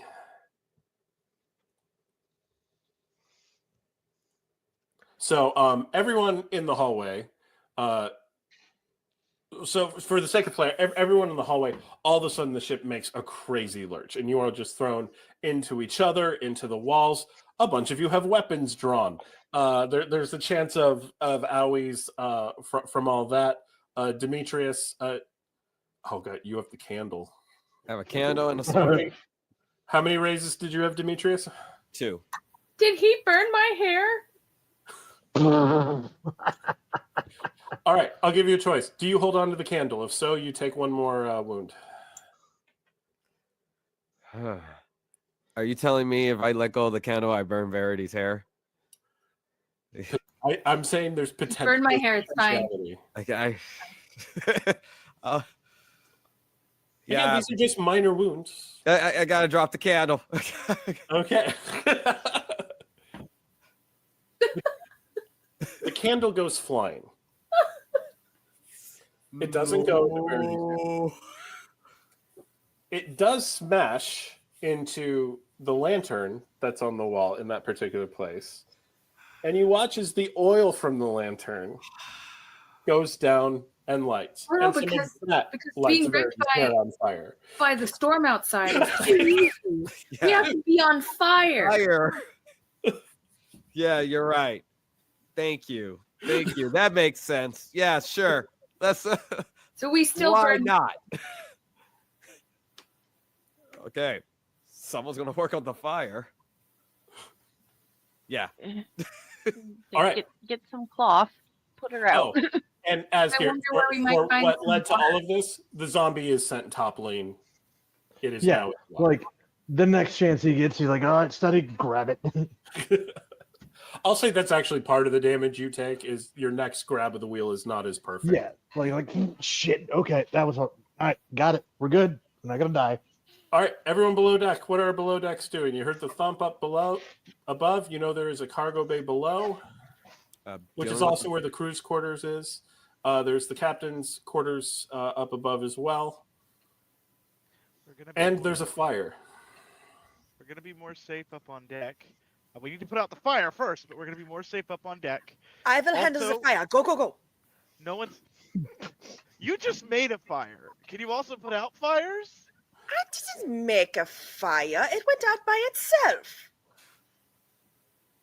I think we have things to kill. Let's go. Let's go. Okay, so we'll probably be safest up on deck. And somebody needs to drive the ship because clearly nobody's driving it right now. Actually, at this point, Arnau, you hear the familiar screaming of a horse below decks. Mordaunt! Oh. Oh no. I'm going quickly. Verity, this way. We have to save my horse. Oh, I am so eager to save the blood. All right, You've never met my who's horse. going You've never where? met Mordaunt. Alastriona, where are you going? Are you going up or are you going down? Yeah, I'm going up. Okay. Arnau going down, I presume? I must save Mordaunt. Okay. Demetrius, up or down? Fuck. Where's the captain's quarters? Up above. So I'll go up, but plan on heading right back to Nikaletta once I see what's in the captain's. Once we know the deck is clear, then I'll go back to help Nikaletta. Okay. Nikaletta's dealing with the fire. Verity, up or down? Verity would help with the fire. Okay. Nikaletta, what's the approach on the fire? Nikaletta is taking off the kind of coat shift that she has over her nightgown and just like she's stomping on it as fast as possible. Yeah, this is relatively, so this is going to be your wits, I'll say, because you're doing something quickly. And let's call it, is there something you're hoping I'll tell you this is? Convince? try to persuade the fire to Go out, go out, go out, go out, go out. I'm gonna give you scholarship because this is your knowledge of physics and stuff like that. You are wisely not putting out an oil fire with water. Oh, that's actually not bad. 9, 6, 5. 1, 2, 3, 3. 3. You put the fire out and only get a little singed. Yay! So one minor wound. Ow, ow, ow, ow, ow, ow, ow. It's fine, it's fine, it's fine. Ow, ow, ow. And after I'm done putting the fire out, I'll go, like, at least put shoes on because she's barefoot at the moment. Verity, you are fully, completely dressed somehow. Which way? You see Nikaletta, and you are there assisting and stuff.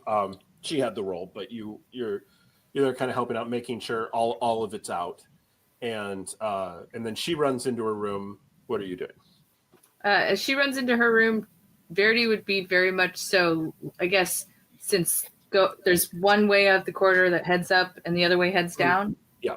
And you said the crew quarters are beneath us? Yeah, most of the crew quarters are beneath you except for the captain's cabin. So she'd be standing in Nikaletta's doorway while she gets her stuff together with her dagger, just looking down towards the crew quarters, because she, as they said, it's like everybody's probably a zombie. Like, great. All right. Who went up? Demetrius and Alastriona. Alastriona and Demetrius, you run up onto the deck just in time, even though this doesn't make any sense. See a zombie topple over. At least you hope it's a zombie. It's dark and windy and wet. Topple over the side, and at the moment the deck seems clear, and you look up and you see Asgeir just holding this wheel for all he's worth. Oh, you're awake. Good. I then go into the captain's quarters, or at least I'm about to hold the door, and I kind of wait for Alastriona to kind of be ready before I open the door to the captain's quarters so we can both go in. You open the door to the captain's quarters, and you see not the captain, but someone who looks like a captain. They're wearing the naval uniform. Demetrius, you would probably recognize the insignia of one of the Vidacian merchant prince's trade fleets. And he turns, and you see his face just completely emaciated. It's a zombie, but not moving like the other zombies have. Pulls out a cutlass, a pirate sword. And stands and looks at you both. Now, Demetrius, you've been going over the duel in your head a lot, you said. This is not reminding you of the way Montelray moved. It's also not reminding you of the way Verity moved. But it does look like he's holding a big-ass blade and wants to hurt you, so... I'm trying to. Is there a way? My approach is I'm going to take my pistol and shoot to disarm him with his to shoot the blade out of his hand.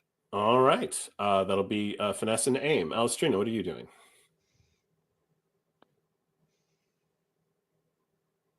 How big is the room that we're in right now? Like, do we need to be single file at the moment, or? No, it's bigger than that. It's actually I've been in your house. It's similar to the size of your living room, maybe a little smaller than that. You have been in my house. Okay.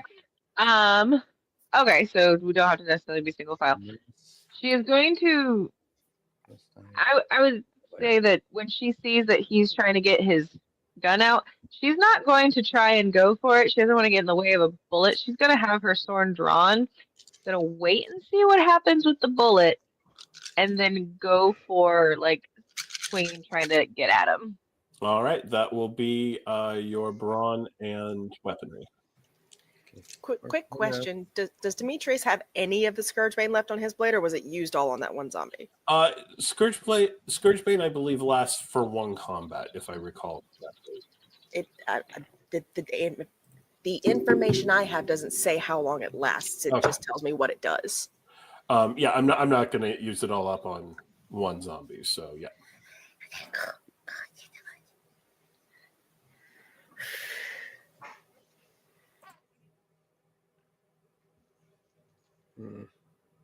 Of course, there isn't any on the bullet he's about to shoot, but you know.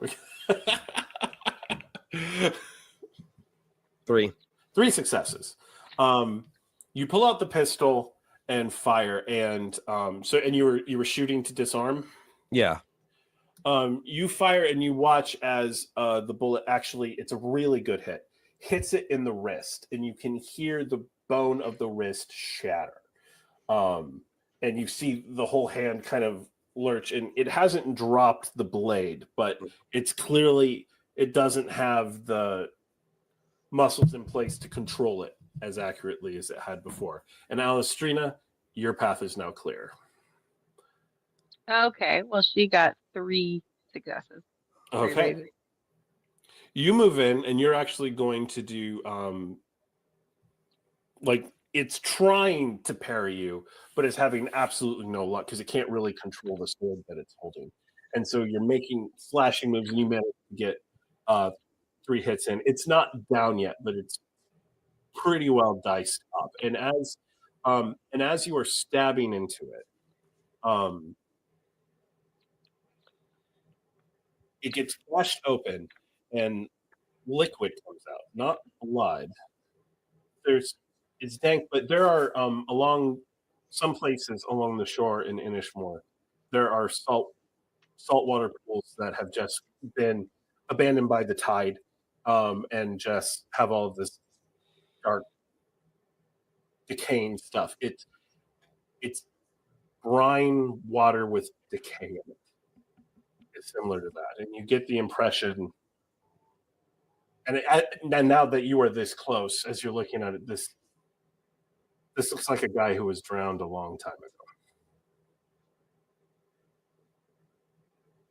All right. Down below decks. Arnau,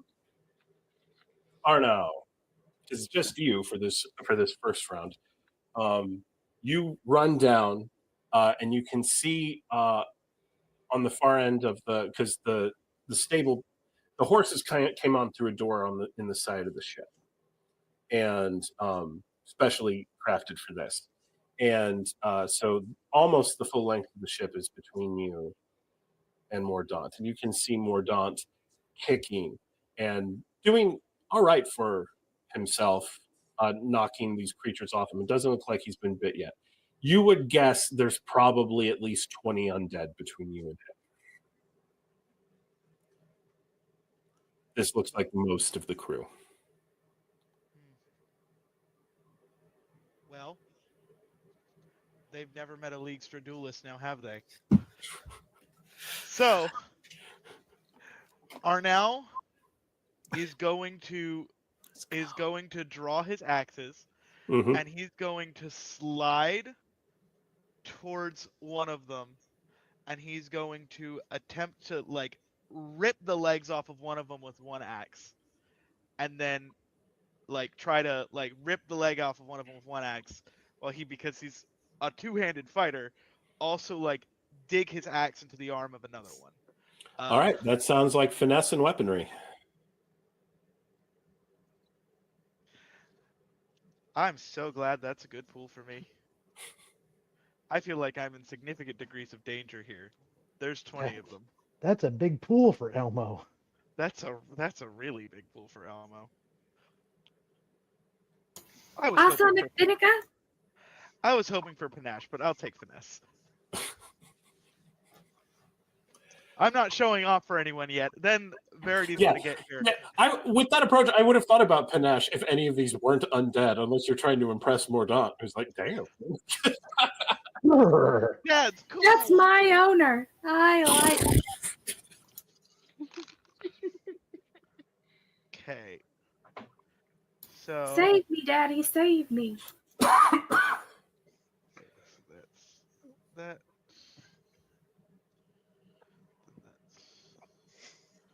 Okay. That. And then that one's on its own. So I have 3 raises. 3 raises. Okay, you are able to cut down 3 of the undead. Moving through, just like you said, just keeping your axes spinning. Mouse, would you do me a favor and roll me 3 dice? No, 4 dice. Let me know how many raises you get on that roll.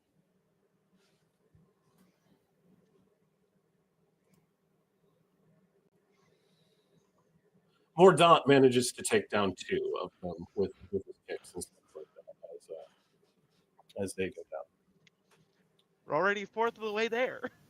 The bulk of the crew turns towards you, Arnau.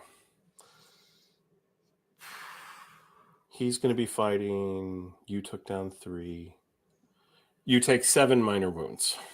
Oh, dear. As they are swarming you. And I know that's going to take you to your first dramatic. It's claws, it's stuff, and you're trying to keep them off, and then the teeth of one of them sinks into your shoulder. That takes me to 2 dramatic wounds. That takes me to my second. Oh yeah, Not because bad. He threw us around in a corridor and stuff. yeah, right. So yeah.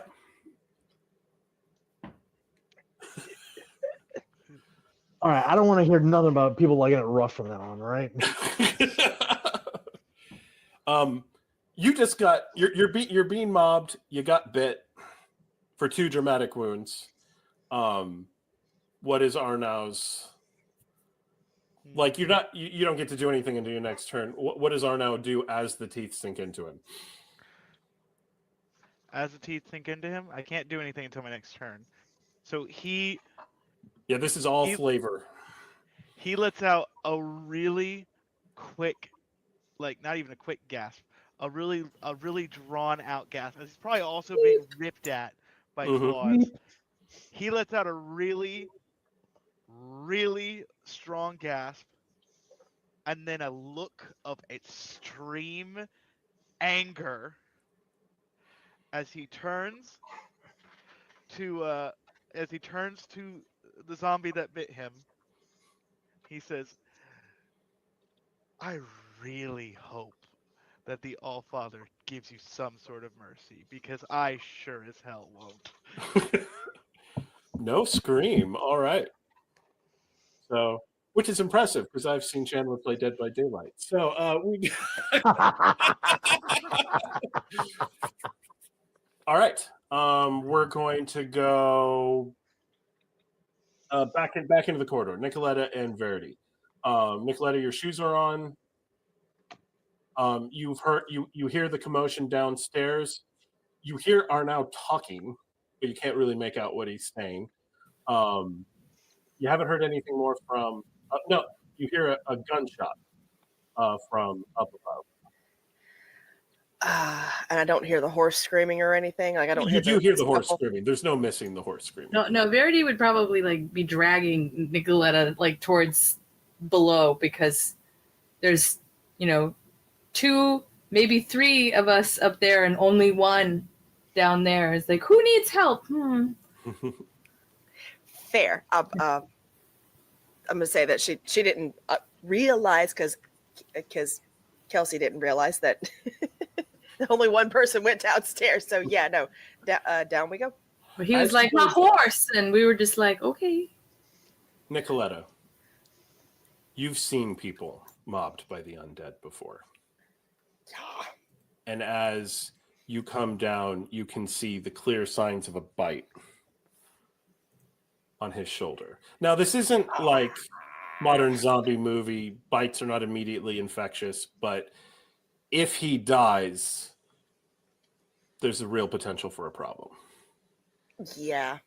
So as we get downstairs, and she'll kind of clock that and I throw like a girl. And you do have your blades on you. You do have your pistol. I'll pull out my blade then, because there's not much point in that pistol down here. Mm-hmm. All right. How does she go about? Is she just stabbing as hard as she can? Is she trying to slice strategically? I'm going around stabbing as hard as I can, trying to aim for the temples, just to the head. Brawn and weaponry, then. I don't have none of that. If you want to be a little more subtle about it, it would be finesse and weaponry is the difference there. Surprisingly, Verity would actually concern herself less with the distance from the still moving zombies and be just determined to get close enough to grab Arnau and yank him from that. She would be basically brandishing her her rapier sword and trying to get to him and grab him. Okay. That will be finesse, and I'm still going to call it weaponry because you're using your sword to kind of manipulate it.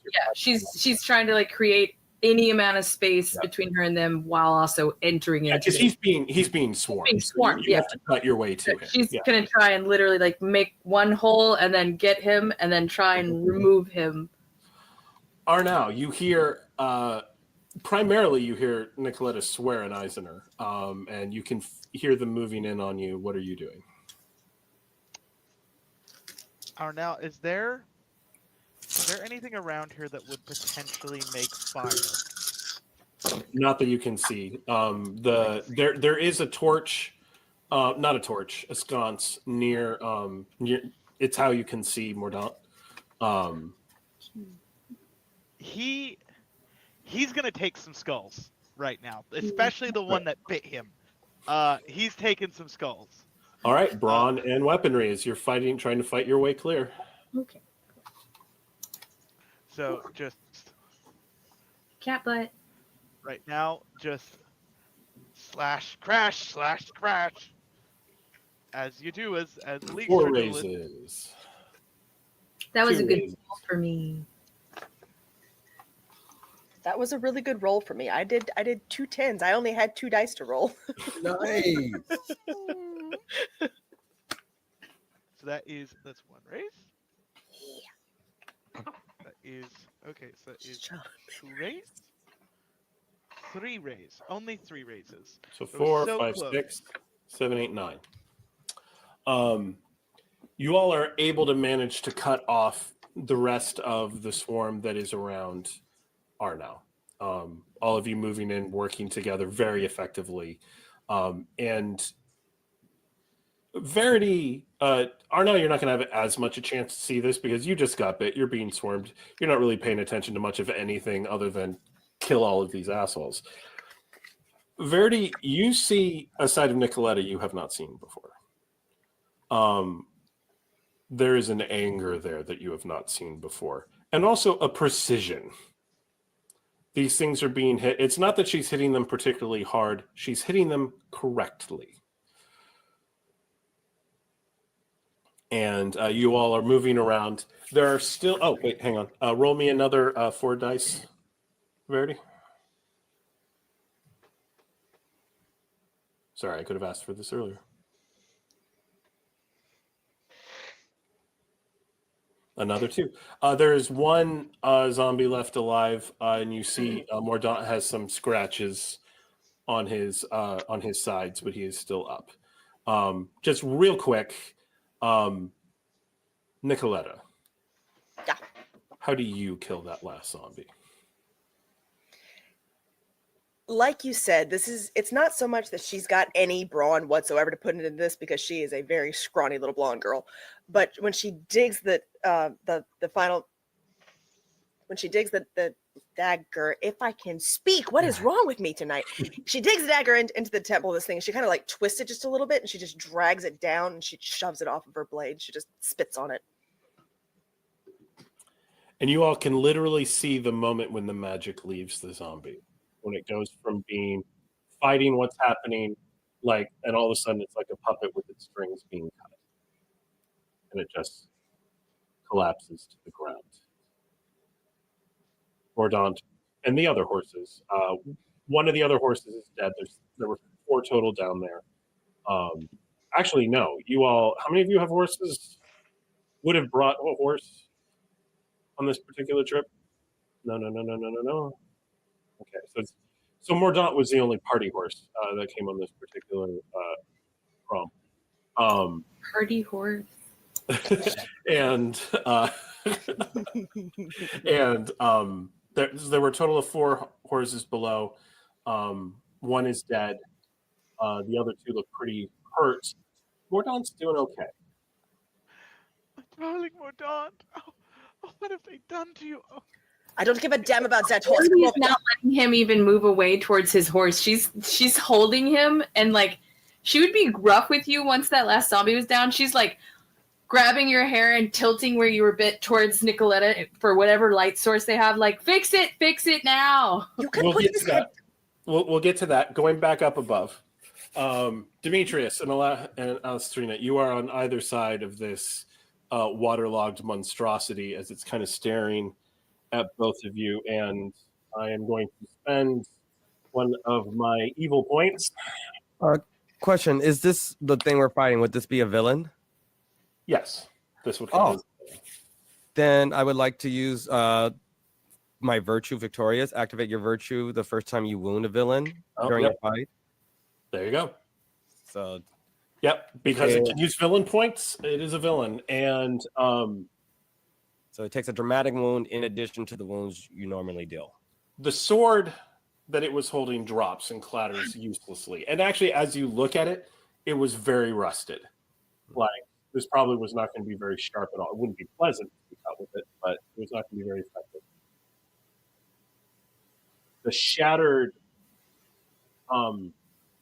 wrist suddenly splits, and the hand splits, and tentacles burst out of both of its arms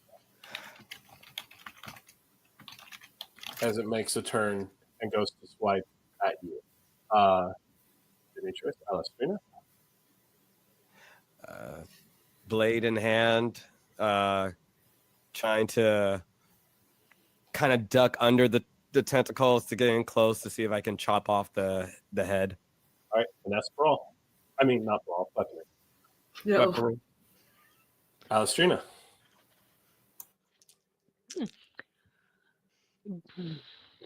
Buckery. She is going to.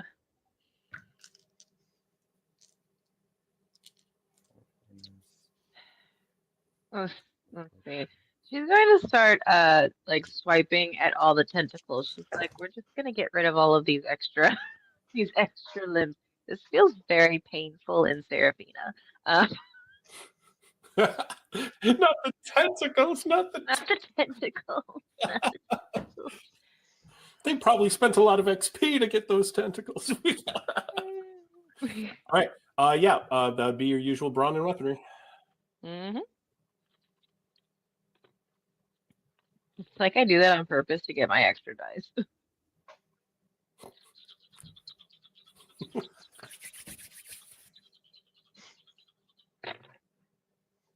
It sucks when there's 9. When you have when you get 2 dice and there's one like, oh, you fucker. 1, 2, 3, 4. 4 successes. Got 3. 3. With 7 successes, the two of you are moving around and cutting this thing, and it is continuously getting hurt. Some tentacles fall to the floor, but more keep bursting out. Its head actually bursts open, and this weird elongated stalk with an eye on it comes out and is looking around at either of you.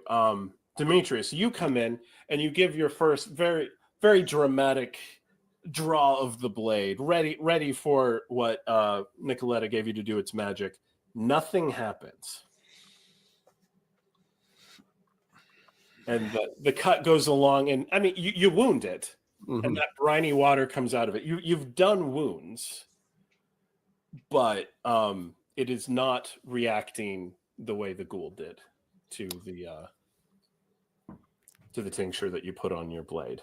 I was kind of relying on that. It turns, and it focuses on Alastriona. And it Come at me, is going bro. to strike at you.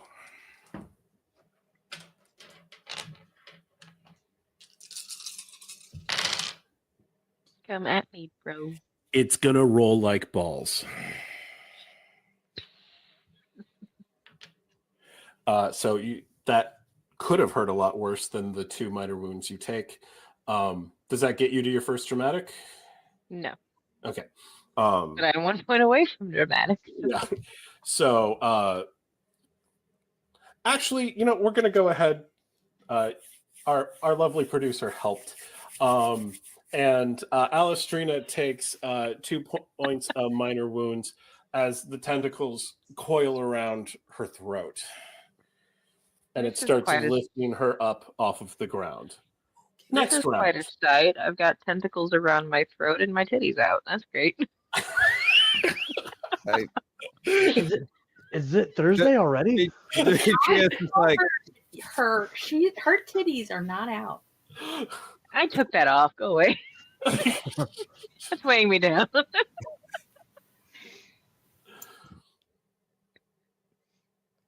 Asgeir, it should be mentioned, from up on the deck where you are holding the wheel, you are hearing some very odd sounds coming from basically right underneath you. Yeah, he's like, all right, shit. He's looking around to something to like jam the wheel with so it won't spin. There is actually a way to hold it and latch it. Yeah, all right. Grabs like the latch rope, throws it on there, like grabs it. Like, God, got to do everything around here, and just rushes down to where Demetrius and You rush Alastriona are. down, and if this was Call of Cthulhu, I would make you make a sanity check, but it's not. You turn around and you see what I have described, holding Alastriona, the one you were just told to keep alive. God damn it! He's gonna kind of sidestep and then bring his axe up and down, trying to separate the two. All right. That will be brawn and weaponry. Demetrius, your Brawn. second round attack. Weaponry. gonna take out the new knives and Okay. just And start we get that doing a little cascade shooting for that little eye thing. that and Bruiser. Alastriona. You're being choked up by a tentacle. What's your Really? approach? Trying to pull it off my throat. All right, brawn and brawl. That's a 10. Oh, what were my roles that I had to You are doing finesse and weaponry. in weaponry? Could I argue for aim as I'm throwing my dagger? Oh, right, because you're throwing daggers. Yeah, aim it. Finesse and aim. Awesome. I got 4. Nice. Yes, me. And when I hit it, I would also like to use Victorious. You got it. Give it Yeah, another anytime roll. you can trigger a quirk or an arcana, let me know. Lean into your personality. Yeah. I was actually fully ready for Arnau to do the intentional fail when throwing the axe. It was very funny to me. How many raises did you get, Alastriona? 2. 2, 4. Oh, wait. All of you add 1 die to your pool because this thing's pretty hurt. Oh, Oh, that raised okay. it to 3. Would have been nice. Yes, that would give me a 5th one. All right. 5, 6, 7, 8. Sorry, I always forget that the villain's death spiral also does things. 1, 2, 3, 4. 5? Yeah. Alastriona, you get your hands to the tentacle and just rip and tear it off as you are able to fall loose. Your throat hurts, like someone had tried to hang you. You can decide if Alastriona would know what that feels like. But you collapse to the floor, but you manage to rip the tentacle, and it gives this weird screaming sound as this happens. Meanwhile, Asgeir and Demetrius just go to town on this thing. Axes and swords just moving, hitting, tentacles hitting the ground, and it is constantly trying to grow them back.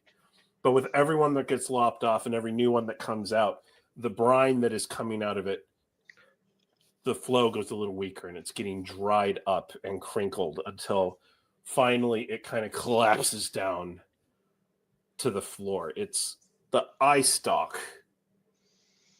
flips up and it focuses on Asgeir for a second.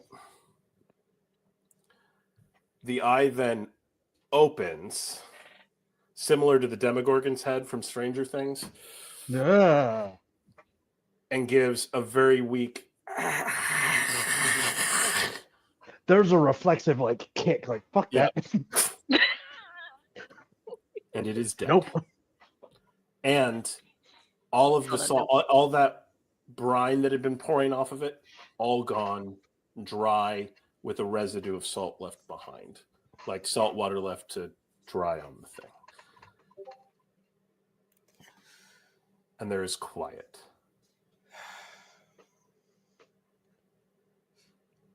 Okay. Where's Arnau? We can go help out now. Maybe you should go back to sailing the boat. Okay, it's tied off, but yeah, let's make sure Down he's below not dead. decks. Yes. Nikaletta, Arnau, Verity. Nikaletta, you are looking at a bitten Arnau. Inspecting the wound, does it seem to be? Is there any kind of infection spreading, or is it just? You can actually see where one of the zombie's teeth ripped off in his flesh. Scheiße. You drink this. I don't care if you fucking like it or not. Eat. And it looks just like a bowl of soup. It looks like thin water with some little bits of vegetables floating in it. It is a draft of Mother's Mercy.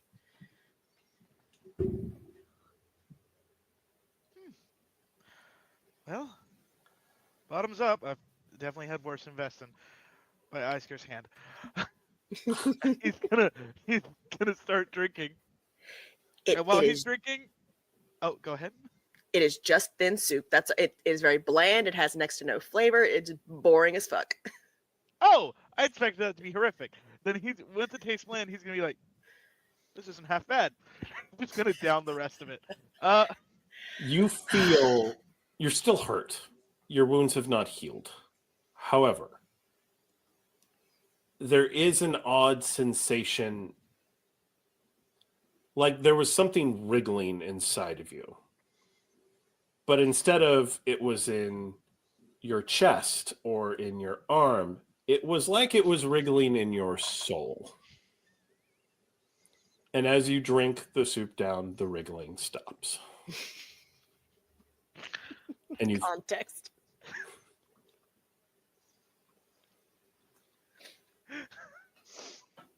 I'm sorry, child. Okay. Okay. I love you all. Not one of you will see Heaven's Gates. Anyway, no.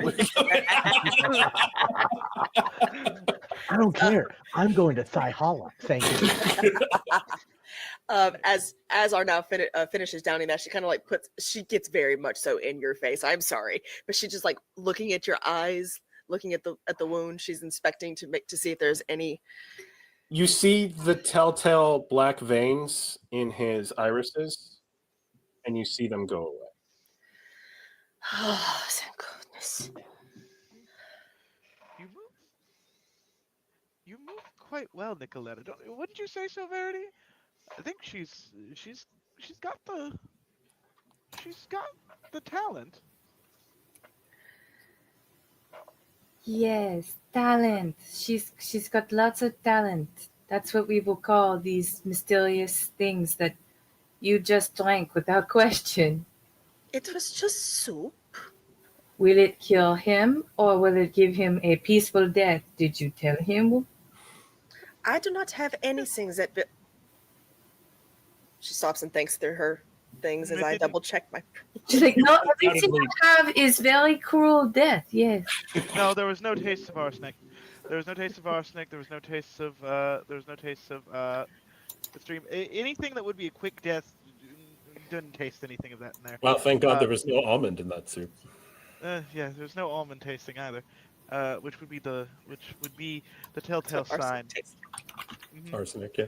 It'd be the telltale sign of arsenic. I didn't taste any nightshade, so it's unlikely to be any poison, direct poison anyway. And I do feel different, better. But no, the talent I was speaking of is that she moved with finesse and precision. That was interesting.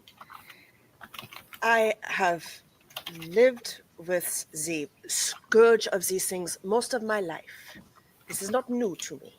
This is new to all of you. You know, that finesse. That's something. So, you all, one by one, managed to find your way. Nikaletta, I'm assuming you treat the dead horse because no one wants to deal with an undead horse on this particular voyage. I mean, as much as you can try to make a dead horse eat holy water and vegetables. no, like the one that's dead. Like oh no, yeah, she Yeah. just finished making 2 extra bottles of the Tears of Prophet, so yeah, she just kind of dribbles it on the forehead. And you all slowly make your way up. It is a completely overcast sky, no stars to navigate by. The entirety of the crew is dead. There's absolutely no sign of the captain. You are lost at sea. Scheisse. But the undead have all been killed. And as you all kind of look into the horizon, trying to figure out, okay, what direction are we even going in right now? Do I have to roll? Not at this particular moment. Well, I mean, I have direction sense. Oh, yeah. I am never lost if I have a point of reference. And so you said overcast, but the moment the overcast is gone, we're no longer lost. Once you get stars, right now you have no point of reference. Like right now, yeah. But with it, like the moment a single bit of stars shows up, she has a point of reference. We're no longer lost. So it's like, we're just waiting for clouds to clear. We're not that lost. Everybody calm down. No, I got this. No worries. I'm never lost. As everything is calming down, and Demetrius, you look around, Alastriona's fine. Well, actually, that's a good point. Alastriona, you were just getting choked up by a tentacle. How fine are you actually? Like, She would like to go back to bed. She's like, I hate this. I'm so upset right now. Like so, internally, she's like, I did not enjoy that. Externally, she appears unshaken. Okay. As much as she can. Arnau wounded, but seems to be generally okay. Asgeir has the ship under control. Verity and Nikaletta are in their various places, sort of figuring things out and what's going on. Demetrius, if you look around and register that everyone's fine. And lastly, you look at Nikaletta and see that she seems unhurt, except for maybe a little bruising from when a little bit of a burn from when she put out the fire. She's got her shoes on, so it would be on her feet, but she is limping. Yeah. You feel what feels like Demetrius. You feel what feels like fingers running through the back of your hair, the hair in the back of your head.